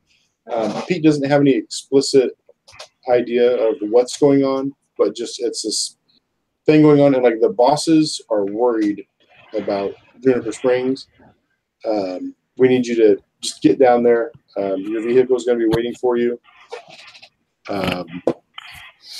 Pick up the RV when you get through Gainesville, and then get down and see what you can learn on the ground. Got it. Any preparation you want to take before you go into Juniper Springs?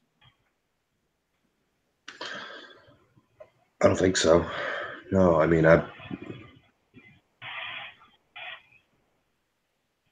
make sure that the RV is good to go and outfitted when we get in it. See if there's any extra special goodies that Jim Bob put in there for us. Okay. And then Jessica, is Samantha, like, does she sleep on the road? Does she read a book, put on some headphones, just cruise to music, or? She's mostly just reading some books. Lighting a candle. Lighting a candle in the car? Yeah. Yeah, so you guys cruise through the night, get to Gainesville as the sun is coming up. And I think off in the distance, there is a U.S. Air Force cargo plane kind of sitting back on the field, but it's clearly U.S. Air Force. I think the tail number probably incorporates like Texas. It's from maybe Travis Air Force Base. Not Travis. What's the Air Force Base up in San Antonio, babe? I can't remember. Travis is up in Oakland. Anyway, it's, from the tail number, like you can tell it's like coming out of Texas. And your truck is like in a parking lot. Your RV is in a parking lot kind of near the fence on this side of the fence. You've been told to go up to the gate guard, show them your agency badge, and they'll release the keys to you. But on a very quick survey of the scene, like the agency was able to get the Air Force to fly your truck on like minutes notice from Texas to Florida. You're able to pick up your truck. Everything's in stock. All the damage done by the Farhemoth has been fully repaired. Maybe they probably have to balance a fine line between like putting so much armor on that you just can't drive anywhere without having to refill the gas tank every 10 feet. But everything looks like it's probably got some, it's been rebuilt, maybe a little bit of reinforcements put, the side paneling and things like that. You had a bottle of whiskey under your front seat, is that right? Mm-hmm. I think your emergency stash has been replenished. Your AR-15, your rifle is there in good order. All the equipment you left behind, Sam, your wardrobes, your costumes, everything is tip-top. Is there anything that you would have wished Jim Bob would put in there? Like, what's a token he left each of you as just a sign of appreciation or admiration? You can go first. I'm gonna say that he left me a dildo as a joke. It's Classy Jim Bob. It's an HR issue, first of all. But I think he's got a wrecker service, and I just saw the name of it. He's got a wrecker service that he runs, and your new friend has got his logo for the Jim Bob. Actually, it just says the Jim Bob on like the base of it. And yeah, it's just there. It's probably got it's just like sitting there wobbling as you drive off. It turns your attention, like you see it, like, oh shit. And so a dildo for Sam. Atticus. I so much want to say that he left me a Jim Bob branded dildo as well. Jimbo's Real Doctor. That's the name of it.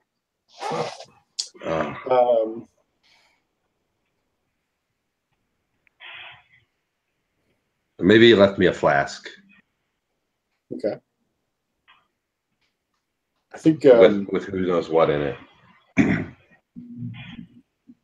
There's like a note telling you how to do it, and I'm picturing like there's a place where you like punch your hand on the console, and a little panel will flop open, and like the flask will jump up into reach, like a little spring-loaded, like an emergency dash of whiskey. That's funny. So he's kind of incorporated that, and like you've got a nice flask. It says Jim Bob's Real Doctor, and he's of course putting booze right in your hands. You probably give him a lot of work, not because you're a drunk driver, but just how reckless like you are with your vehicles, and you give him interesting things to fix. So yeah, he appreciates that. You pick the truck up, you hook the Firebird up onto the back of the RV, and you're driving the RV down to Ocala. Yeah. Okay. Takes about an hour to get there from Gainesville. As you kind of start pulling into town, you see some signs from about 60 miles out. Juniper Springs, come for the adventure, stay for the relaxation. Little marketing slogans that their Chamber of Commerce has put up. Juniper Springs, 50 miles ahead. Juniper Springs, 25 miles ahead. Juniper Springs, next left. As you get off the main highway, I think it's 25, going into the National Forest, you see right before the town, I think there's like a big circus tent set up. There's some people kind of milling about. You see the big cages off in the distance where like animals and things would go. Coming up, you see like an RV park on the other side of the highway where it looks like some of the spring break is gone, but now like the early retirees and stuff are kind of showing up. Yeah, so lots of kind of activity like that going on, and you're moving in. But people are walking around kind of tired, a little bit. They're also going about their activity, but people are kind of worn out at the RV community. When you see people, generally they're sitting in lawn chairs under, the awnings on the RVs are pulled up, and they're just kind of sitting out there in lawn chairs. Just kind of looking at you drive by. Come rolling into town, and it's a kind of turn of the century style town, like going into like an old historic Williamsburg or something like that. This is kind of turn of the late 19th century, turn of the century. I think the first building you come to is it's called the Broken Inn. Kind of a big rustic hotel inn establishment. Further up ahead, you see the town park and just an idyllic little Florida town spread out before you. Sheriff station, pharmacy. I'm getting sort of a Florida Andy Griffith vibe out of it. It's a good vibe to pull off of it. So Pete really didn't have any specific directions for what you were to do. Just kind of kick the anthill and see what comes out and bites, and then kill it. Oh, Pete. I guess, do we pull up to the inn? It seems like a very D&D move to go to the inn. Is that what you'd like to do? Yeah, there's plenty of room to park the RV and the car in the parking lot for the inn. It's like probably a 2-story but sprawling. I think this is a really marshy area, and they don't do a lot of really tall buildings, but they have like kind of sprawling. They've got some land cleared out from the old forest. And yeah, you pull up to the inn, walk inside. A number of probably townies are sitting in there drinking. Overhead fans are going on. The air conditioner is kind of chugging away in the back. You see the bartender is probably sweeping up the floor, like running a dry mop across the floor. Just kind of getting ready. What is it, like 7:30, 8 in the morning? The townies are probably eating a little bit of breakfast. And as you come walking in, the town keeper just kind of looks you and nods. Have a seat. I'll be with you in a minute. He keeps pushing his mop. Where do you want to sit, Sam? How about that booth over there? Perfect. Sit down, and Booth it up. he comes and walks over, gives a big yawn. Sorry about that. Welcome to the Broken Inn. Gus, he taps his name, his chest. He's got a name. Says Gus Broken. You guys need some breakfast, cup of coffee. What can I get you? I'll have a soy, non-fat, He looks at you mocha. just like trying to turn off that mocha. Yeah. Okay. Yeah, I got that. Sir, what can I do for you? And he just seems like exhausted and like not. I'll do a cup of coffee and a Denver omelet. One of those grapefruits that y'all cut in half down here, and a glass of OJ, some toast, some bacon. What else? I need to be bright-eyed and bushy-tailed for this day, Gus. I need food. He's just kind of looking at you with a blank look. Are you writing this down? Yeah, you gave me a lot. People don't write it down; they make mistakes. You wanted half a grapefruit. Let me get that started. I'll be right back. He goes back, and you hear him kind of arguing in the back, and he's arguing. You hear him like, "God damn it, Billy! I told you to order more coffee." Starts mixing drinks. He brings out 2 black coffees, puts down some creamer for you. It's not soy. You don't get your latte. Is it non-dairy at least? No, I think it's milk. Some half and half. He says your food's going to come out. And as he goes walking by, there's a table of 3 guys sitting there, one of the groups of townies. They're sitting there, and one of them, kind of every time you're looking at Gus or something, as your eyes sweep over the room, this one seems to be like looking away from you. Like he was just watching you, but right as you start to bring your attention to him, this one just seems to like start looking away.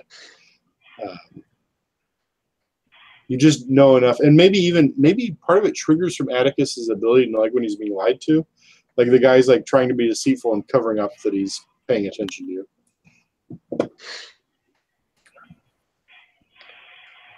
Sam, I don't think they've ever seen outsiders here. Oh, yeah, it's probably my new hairstyle. What's your hairstyle look like? It's purple. Purple hair now. All right. Fantastic.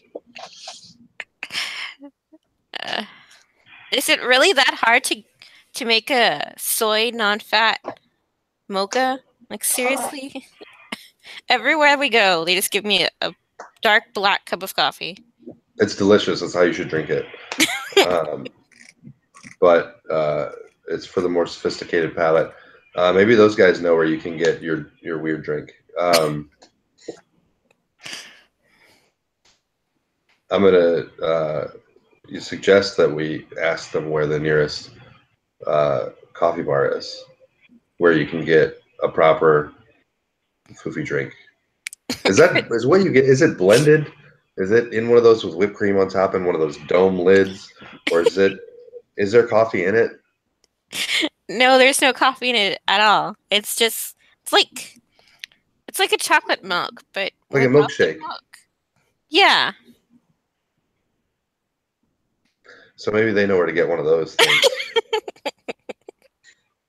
As you're kind of picking this argument with her, he's definitely watching you out of the corner of his eye. His two partners, it's a guy who's probably like in his 30s, wearing just jeans and a t-shirt and probably like some sort of a farm supply store hat, kind of just blue collar labor guy, sitting with a couple of guys that look just like him, but this one seems to be paying attention to you. The other two are kind of yawning, and I think one is kind of stirring his cup of coffee, but from the way you hear the spoon clinking, it's pretty much empty. He's just kind of idly playing with it.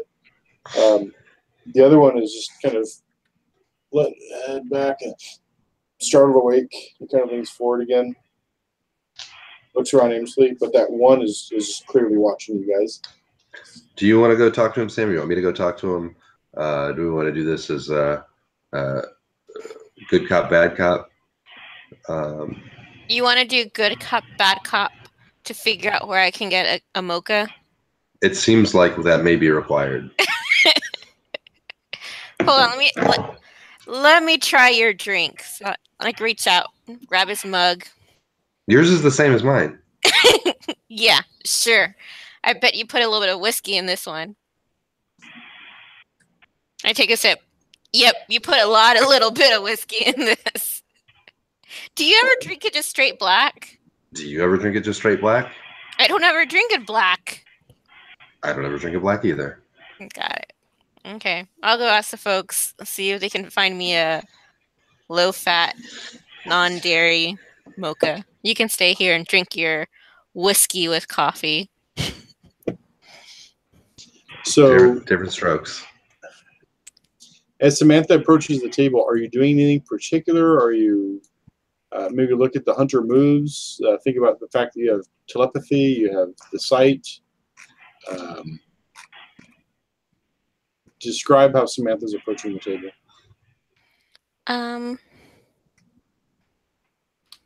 There's clearly a weird dude. You've heard what I've been telling Josh. Samantha probably knows that he's sending you over here for a reason, right? Mm-hmm. So a move might be read a bad situation.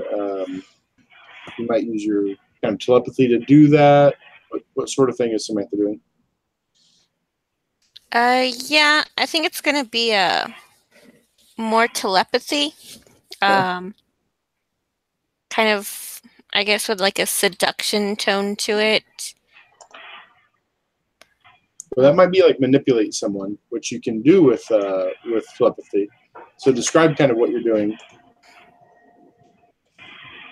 So I kind of like walk up over and I ask them if that seat's taken, type of deal, and tell me. The two guys are clearly exhausted. The third looks exhausted. The one that Atticus is watching. I think Samantha doesn't actually, from an immediate, hasn't gotten in their minds telepathically yet, right? Right. The three of them just seem like exhausted locals. And as you ask if that seat's taken, they just really kind of don't respond. One of them looks up kind of listlessly, like, huh? And the other two are just really not paying attention. And Atticus, when you're watching, is just not paying attention. And convincing actor, if you just weren't such a skilled liar. He's pointedly not paying attention. Yeah. Right. So Sam, nobody says anything when you ask if that seat's taken. I'll just go ahead and sit down and be like, so what are you guys drinking? Do you guys come here often? So what's your intent? Are you like trying to play along that you're hitting on them, or are you trying to provoke a reaction? Like, look at the moves. If you trigger when you look around and read a bad situation, like, are you actually paying attention to read a bad situation? Are you trying to trigger telling them what you want them to do and giving them a reason? And the reason is like you're trying to flirt with them, and they'd be receptive to that, or kind of help me parse what your goal is with Sam, and that'll help us figure out if our move triggers.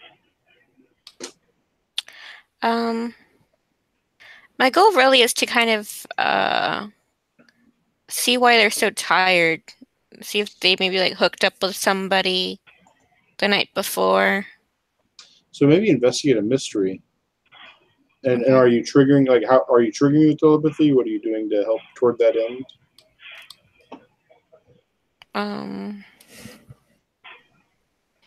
Probably kind of like lead the conversation to make it seem like maybe they're partying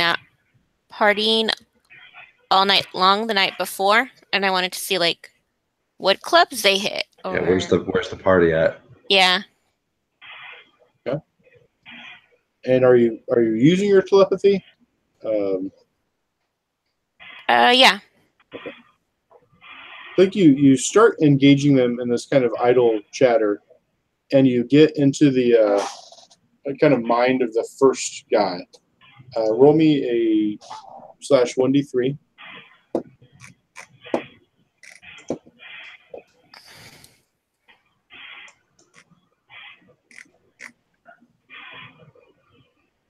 I guess it's /r space 1d3.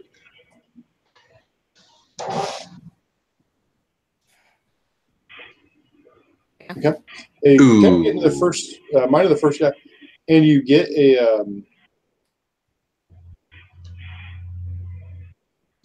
a picture of just barking, snarling dogs. Like, you actually get a moment of fear. Your heartbeat kind of kicks up. You see his eyes kind of widen a little bit, and in just a momentary, brief flash in your mind, he's backed up against a barn. He's probably about 6 years old, and there's just a pack of dogs just snarling at him, foaming at the mouth, impossibly large dogs. You don't think this is an accurate picture? It's like a nightmare that he had recently. And Pete had told you all that nightmares have been kind of going on around here. But you just see this kind of image of him doing that. And he kind of shakes himself. His eyes had grown. He shakes himself. No. And he kind of reaches out and he's like he's the one that was kind of stirring. He hits his cup, and like just a little bit of coffee kind of splashes out. The cup goes rolling off the table. And oh God. Oh, Jesus Christ. And he's not even paying attention to you. He's just kind of delirious here. The other two really don't seem to react. You don't notice it. Atticus, you see kind of a sidelong glance where he kind of, maybe mid-yawn, he reaches up and tries, like, you see him obfuscate where she can't see what he's doing. He kind of looks over at the guy he's with. And then as he brings his hand down, he's just kind of combing over her. He's clearly, something's going on. What's Atticus doing? Does it look like he's, like, is he moving like he's trying to, like, pickpocket her or take something, or is he moving like he's trying to cast a spell or something? Not casting a spell, but like using a little misdirection kind of draw. distract If she her. looks at him, she'll look at his hand, maybe out of a little apprehension, and not notice that he's kind of appraising her. Yeah.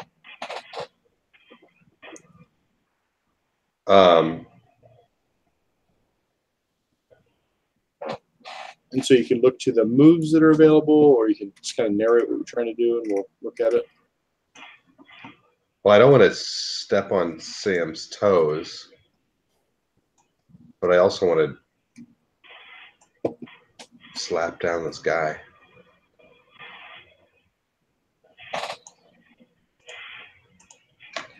Let me look at the moves.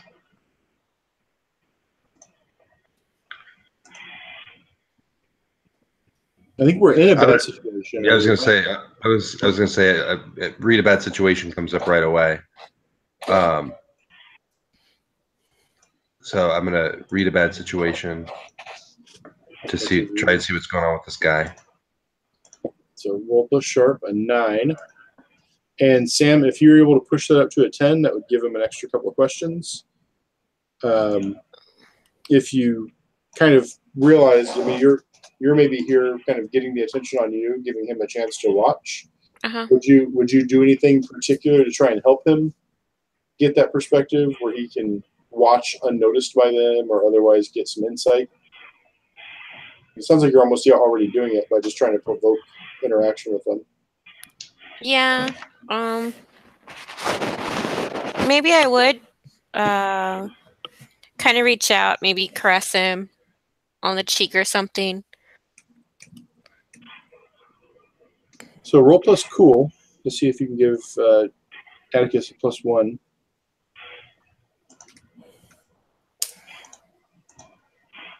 Uh-uh. Go ahead and mark an experience as you attempt to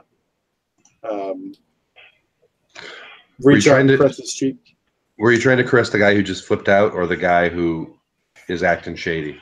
She doesn't notice which one's shady yet. Okay. So is it the flipped out one or is it one of the other two? One of the other two. Okay. Then I know which one because that was a 4. Josh, you get 3 questions. I should get just one question, right? No, because you got bumped up to it. Oh, no, you're right. You only get one because she did not help. And so you hold one. You can kind of ask the question at any time. You don't have to ask it immediately. If you don't ask it immediately, like, something's about to happen to Sam. Yeah, no.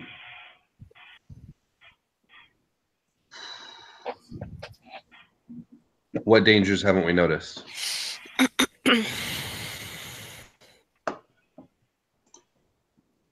Quick assessment of the bar because you're in this room and shit maybe is about to go bad. There's another table of locals. You're sure that they're not dissembling at all. They're all kind of out of it. There's 4 of them there. At this table, these 2 are out. Gus is back behind the bar, just again sweeping like the same section of floor. You think everything in here just looks completely dull, except this one guy. You don't think there's any other dangers than this one guy. But what you haven't noticed about him yet is as Sam touches his cheek,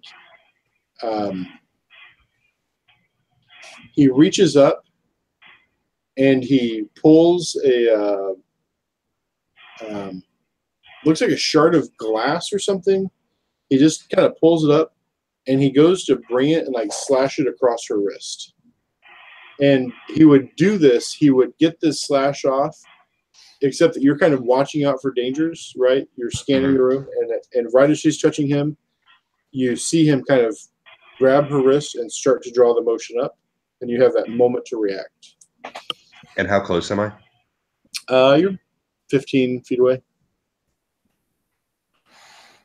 I'm going to sort of Dukes of Hazzard style try to slide over the table that I'm sitting at and just grab her and pull her away, kind of like just pull her out of his reach. Okay. Seems like protect someone, so roll plus tough. Oh, I'm super tough. Not really tough at all, actually. Okay. On a 10, Okay. you choose extra. So you're going to protect them from harm, but you'll suffer some or all the harm they were going to get. On a 10 plus, you could choose extra. You suffer little harm, so it's -1 harm. Or all impending danger is now focused on you. Or you inflict harm on the enemy, or you hold the enemy back. Hang on 1 second. Let me open these up to find it. Protect some. There it is.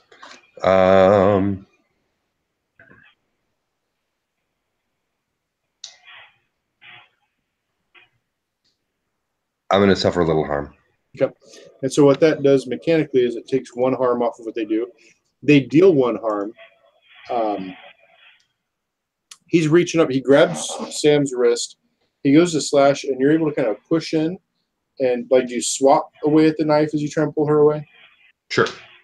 And are you wearing any sort of armor? What No. is? I don't think I am. I don't think I am. I think he's just in his like street clothes, and he probably wouldn't be wearing his trench coat in Florida. So probably just. Yeah. He cuts you a little bit with this blade, but it doesn't actually. It's not enough to inflict harm. He does 0 harm to you. But he cuts you with the blade. A little bit of blood kind of sprays out, or not sprays, but like starts to ooze out of the wound. You pull Sam back, just kind of outside of his reach. He looks at you with a little bit of shock and surprise, and he kind of hisses a little bit. I think he wants to come after you, even though you didn't choose that option. Like you've just kind of made an aggressive move against him. He brings his hand up like he's going to try and, I guess it's right hand. He's going to try and stick the dagger in your chest. You see that he's holding a glass, what you thought was kind of a glass shard. It actually has a handle worked onto it, and it's a thick, kind of irregular, maybe crystalline wedge. But the blade, it looks like it's sharpened to a really sharp edge along one side. It's worked as it kind of twists and turns. There might be some patterning to it, like runes written into it. He's getting ready to jump up and come after you. But I think like you jumped in and pulled Samantha back. Sam, you were caught off guard by this dagger coming up at your arm. But now you're kind of aware. Like this fucker just tried to stab you. And Atticus like jumped in the way and took a cut through half. What's Sam's reaction? She's pissed off. She kind of wants to punch the guy in the nose. She actually might. Now you've been playing with the book, right? The rock book. You've got, punching is clearly an option. Like there's a number of things that you could do. Is punching like Sam's immediate reaction? She's like physical, like do that and then handle the spells later, or yeah.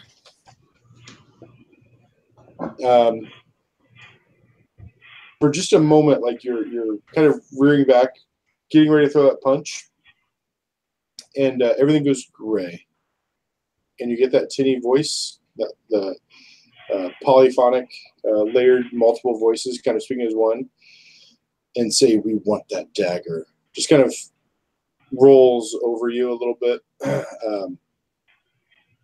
As you look down, you see it's a kind of looks like a white, like a big salt crystal type thing, but you see kind of purple lightning etching across the runes that are carved into the blade. The guy, as he's looking toward Atticus, you see him kind of shift. I think his eyes get sort of like lizard slits for just a moment. His flesh across his face kind of ripples just a little bit, and he's rearing back, and he's going to stab Atticus. And you just hear the voices compel you. We want that dagger. They don't say anything else. They don't offer you a bargain right now. They just make it clear that they want that dagger. What do you do, Sam? Launch that punch at the nose. Yeah. Kick some ass. Give you a roll plus stuff.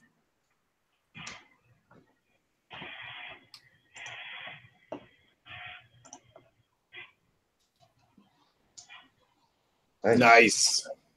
So when you punch, you're going to inflict 1 harm. It's not big lethal damage, but it is a pop in the nose. You can have some physical effects like bloody their nose and swimming vision, things like that. On a 10 plus, on a 7 plus, you and whatever you're fighting inflict harm on each other. The amount of harm is based on the established dangers in the game. That usually means you inflict the harm rating of your weapon, and your enemy inflicts their attacks harm rating on you. On a 10+, you choose one extra effect. You can gain advantage, take +1 forward, or give +1 forward to another hunter. Or you can inflict terrible harm. You'll do 2 damage instead of 1. Or you suffer less harm. Instead of taking 1 point of damage, you take 0. Or finally, you force them where you want them. So you get to choose one of the options from the 10+ on Kick Some Ass.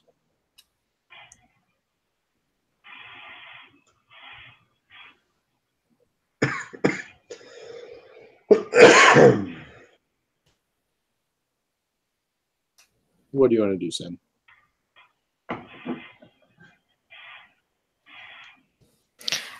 Inflict an additional +1. Can you 2 harm to him? Yeah. Very good. I think you pop him in the nose. As you do, you feel you've hit people in the nose before, right? You felt like the cartilage grind a little bit and the normal squeal, and like you break the nose and you feel your fist end against the cheekbone. And with this guy, your hand actually punches into the nose and the head deflates a little bit like a balloon. It's more like punching, like when you were in college, did you ever have like ballistic gel? Mm. And it's kind of like hitting ballistic gel. You punch him in the nose, his head just kind of, his nose shrinks back. You hear him kind of howl in pain, and he bites into your hand. Does 1 harm to you. You do 2 harm to him. He's got sharp teeth.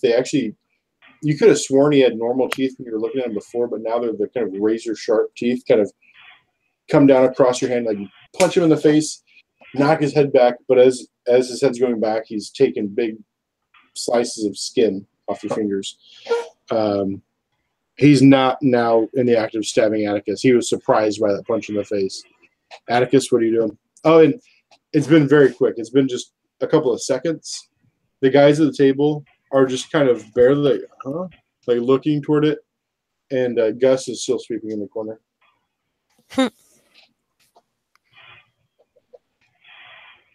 Am I able to see the face change and the irregularities and stuff, or just Sam? I can see it too. You don't get the sickening crunch of a nose getting crushed. Right. Like you might not feel like the weird resistance, but you see like the teeth like rake into her skin. Like it looks like they changed shape or an illusion drop. Something happened there.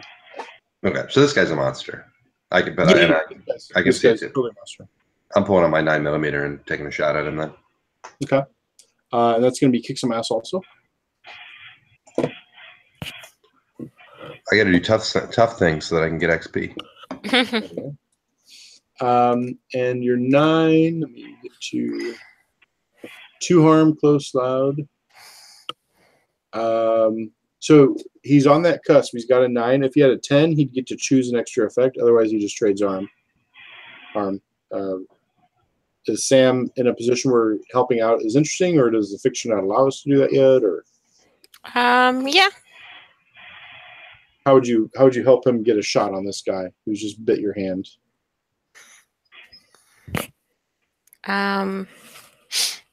Maybe I draw my gun as well too, so that he gets kind of sidetracked with me first, and so Atticus can shoot. So helping out is rolling plus cool, and it kind of seems like, yeah, you're just going to present another threat, split his attention. So roll plus cool and see how well that works for you. Okay, it's going to work. Your Kick Some Ass just transferred to a 10+. Yeah. Josh, pick one of your extra effects, or pick your extra effect.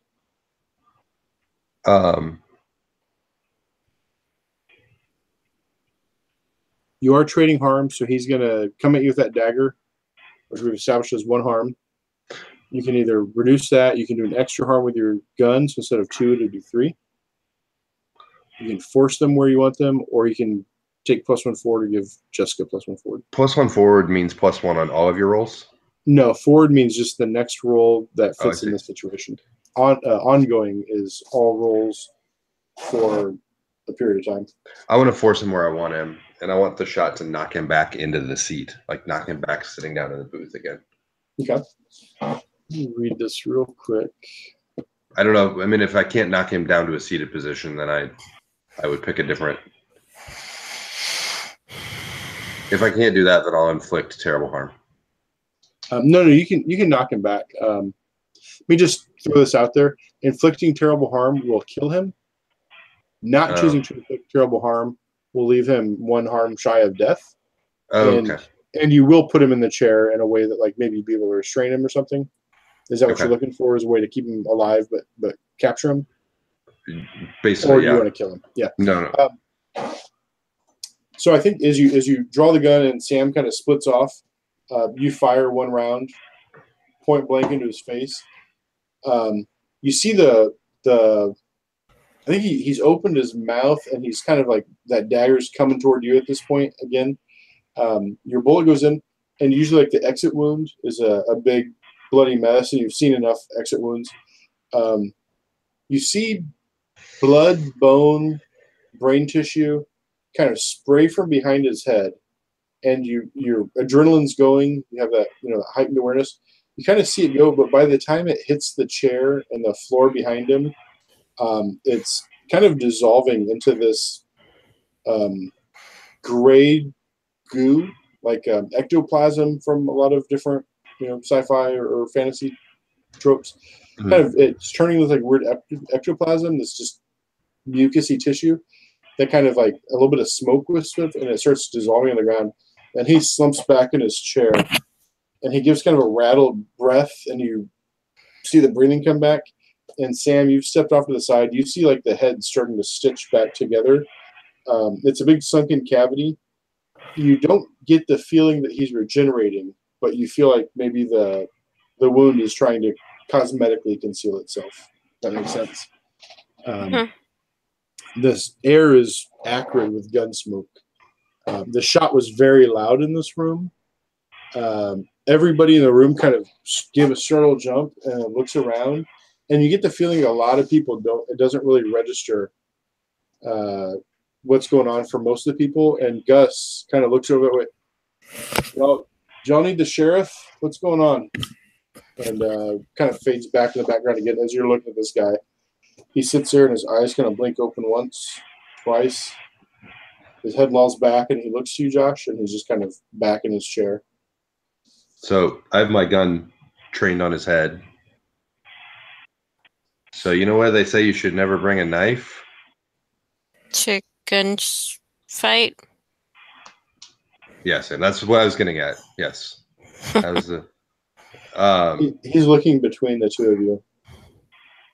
Like when Sam says gunfight, he looks to her. You can tell there's something about her that kind of mesmerizes him. That he brings his eyes back and he's now staring at that gun barrel. So first, you need to drop the knife.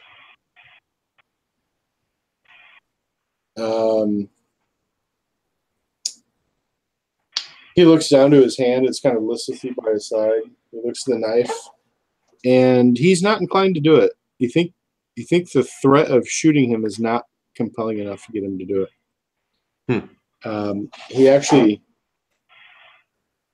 He's not moving it toward you, but if you let him, he starts kind of twisting it up, and he lays the flat of the blade against his forearm, and he starts to press it in, and you see his forearm just kind of like start to split, like he's pressing the blade, so it just kind of goes back inside of his flesh. Like he's not cutting himself, but he's like no. He's kind of like just it. subsuming it into his flesh. As it goes in, it doesn't look like it's merging to where like it's becoming one with his flesh. It's just like he's tucking it into a pocket in his skin. It's still a knife in there. Like if you were to cut off his arm, you would be able to retrieve the knife. But as you see him, like it's a slowish process. He's kind of doing this, and he's kind of like hiding it. It's there. He's not effectively hiding it, but that's what he's doing. He's putting it away. All right, let's try a different thing. Do you speak English, or are you useless to me? He looks to you, and he says, Useless. I don't serve your purpose, but I am not useless. He turns and looks at Samantha. And he looks back to you and he says, welcome to Juniper Springs. How may I help you? He kind of twirls his hand out kind of dramatically. You know he's trying to obfuscate you. Buy time, not obfuscate, like he's trying to mislead you. Your whole, what's the name of your move where lies don't get past you? That's the grifter. No, it's the suspicious mind, I think. Yeah, Oh, suspicious yeah. mind. You know that he's trying to be like showmanshipy for some reason. Mm-hmm. Spend time. Something's going on here. Maybe signal to somebody. Yeah. What may I do for you? You know, I think he says that what can this one do to make your stay more comfortable? And he laughs at his own joke. He's just an asshole and he's creepy, but he's like thinks he's smarter than he is, perhaps. Sam, do you think this one's useful to us as a guide of some kind, or as a subject for dissection and study? Dissection and study. You sure? Yeah. He smiles and kind of runs his tongue over those teeth, and they're back to the sharp teeth. It's still wearing the human face, but the tongue is maybe a little bit serpentine, and the teeth are just not like just two serpent fangs, but just kind of jagged rows of teeth. I think his tongue actually gets cut a little bit as he goes across, and you see like red blood well out, but then turn into that gray goo. He's kind of pulling his mouth and he swallows it. As you threaten to dissect him, I think he actually looks at Sam and says, "That would be delicious." All right, man. Last chance. I don't know if self-preservation is your thing. So you're trying to manipulate someone. I think it's only fair to give you access toward that grifter to ask the keeper, what will convince this person to do what I want? So Trying if you to want to appeal to his need for self-preservation, but and I think you get a real strong sense self-preservation won't do it, but he's fascinated by Sam for some reason.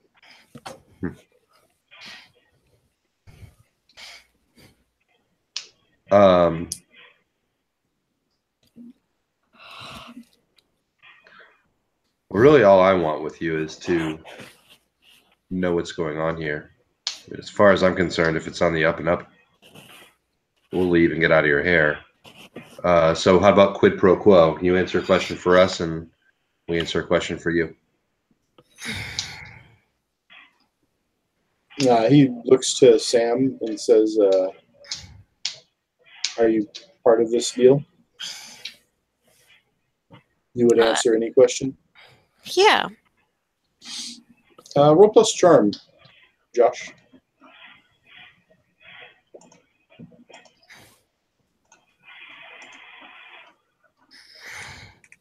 He says,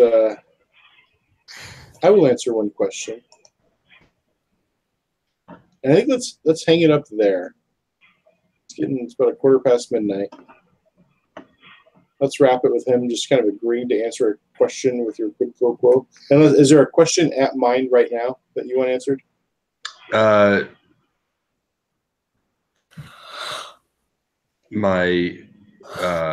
question I had in mind was, what are you doing to these people? Or what are you doing to this town?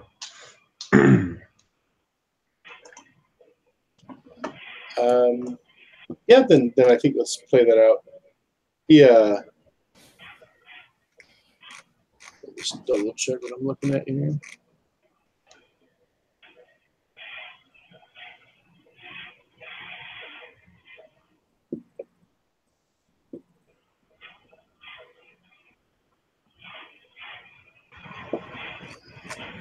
One moment. Hurry, Jess is falling asleep. Your couch is too comfy. He says, we feast on their anxieties, their dark thoughts, their nightmares. We will consume them. We will thrive on the madness it brings. I thought you would be more wrinkly. And he looks to Sam, and he says, "What would your masters have us do?" And at this moment, Sam, like, there's no ring, no call from the other side. Does Sam have any way of provoking it, or is that where we want to end it? And does, I don't think Atticus knows that you have that kind of an issue going on, right? Mm-hmm. Yeah, I don't think so. Maybe that's the place to cliffhanger this, because as he turns to you and he knows something about you. Does that sound good? Yep. Sounds good. Let's do a real quick. I think Sam had gotten one failed roll, so that was 1 XP from a failed roll. I'm going to pop open the, I think it's Hunter reference sheet page 2, end of session. Hold on real quick before we start doing that. Were we supposed to clear up all of our harm so that we start with like... Oh, yes, you would have started this with your 6 weeks R&R. You were fully clear of all harm, and you started here with a 0 harm track. So, so I know I each inflicted took one. I took one. And I Sam took one. took one with your bit in hand. Yeah, I should have mentioned that at the beginning. Anytime there's you're not specifically like pressed from one session to the next or one mystery to the next, you heal fully. Okay. So end of session, did we conclude the current mystery? No. Did we save someone from certain death or worse? I don't think so. No, not yet. Did we learn something new and important about the world? You got a new contact with the uncle. Yeah. You know that there's some things that are feeding on the nightmares and anxieties of the people of Juniper Springs. Sure. Some sort of weird amorphous thing. Did we learn something new and important about one of the hunters?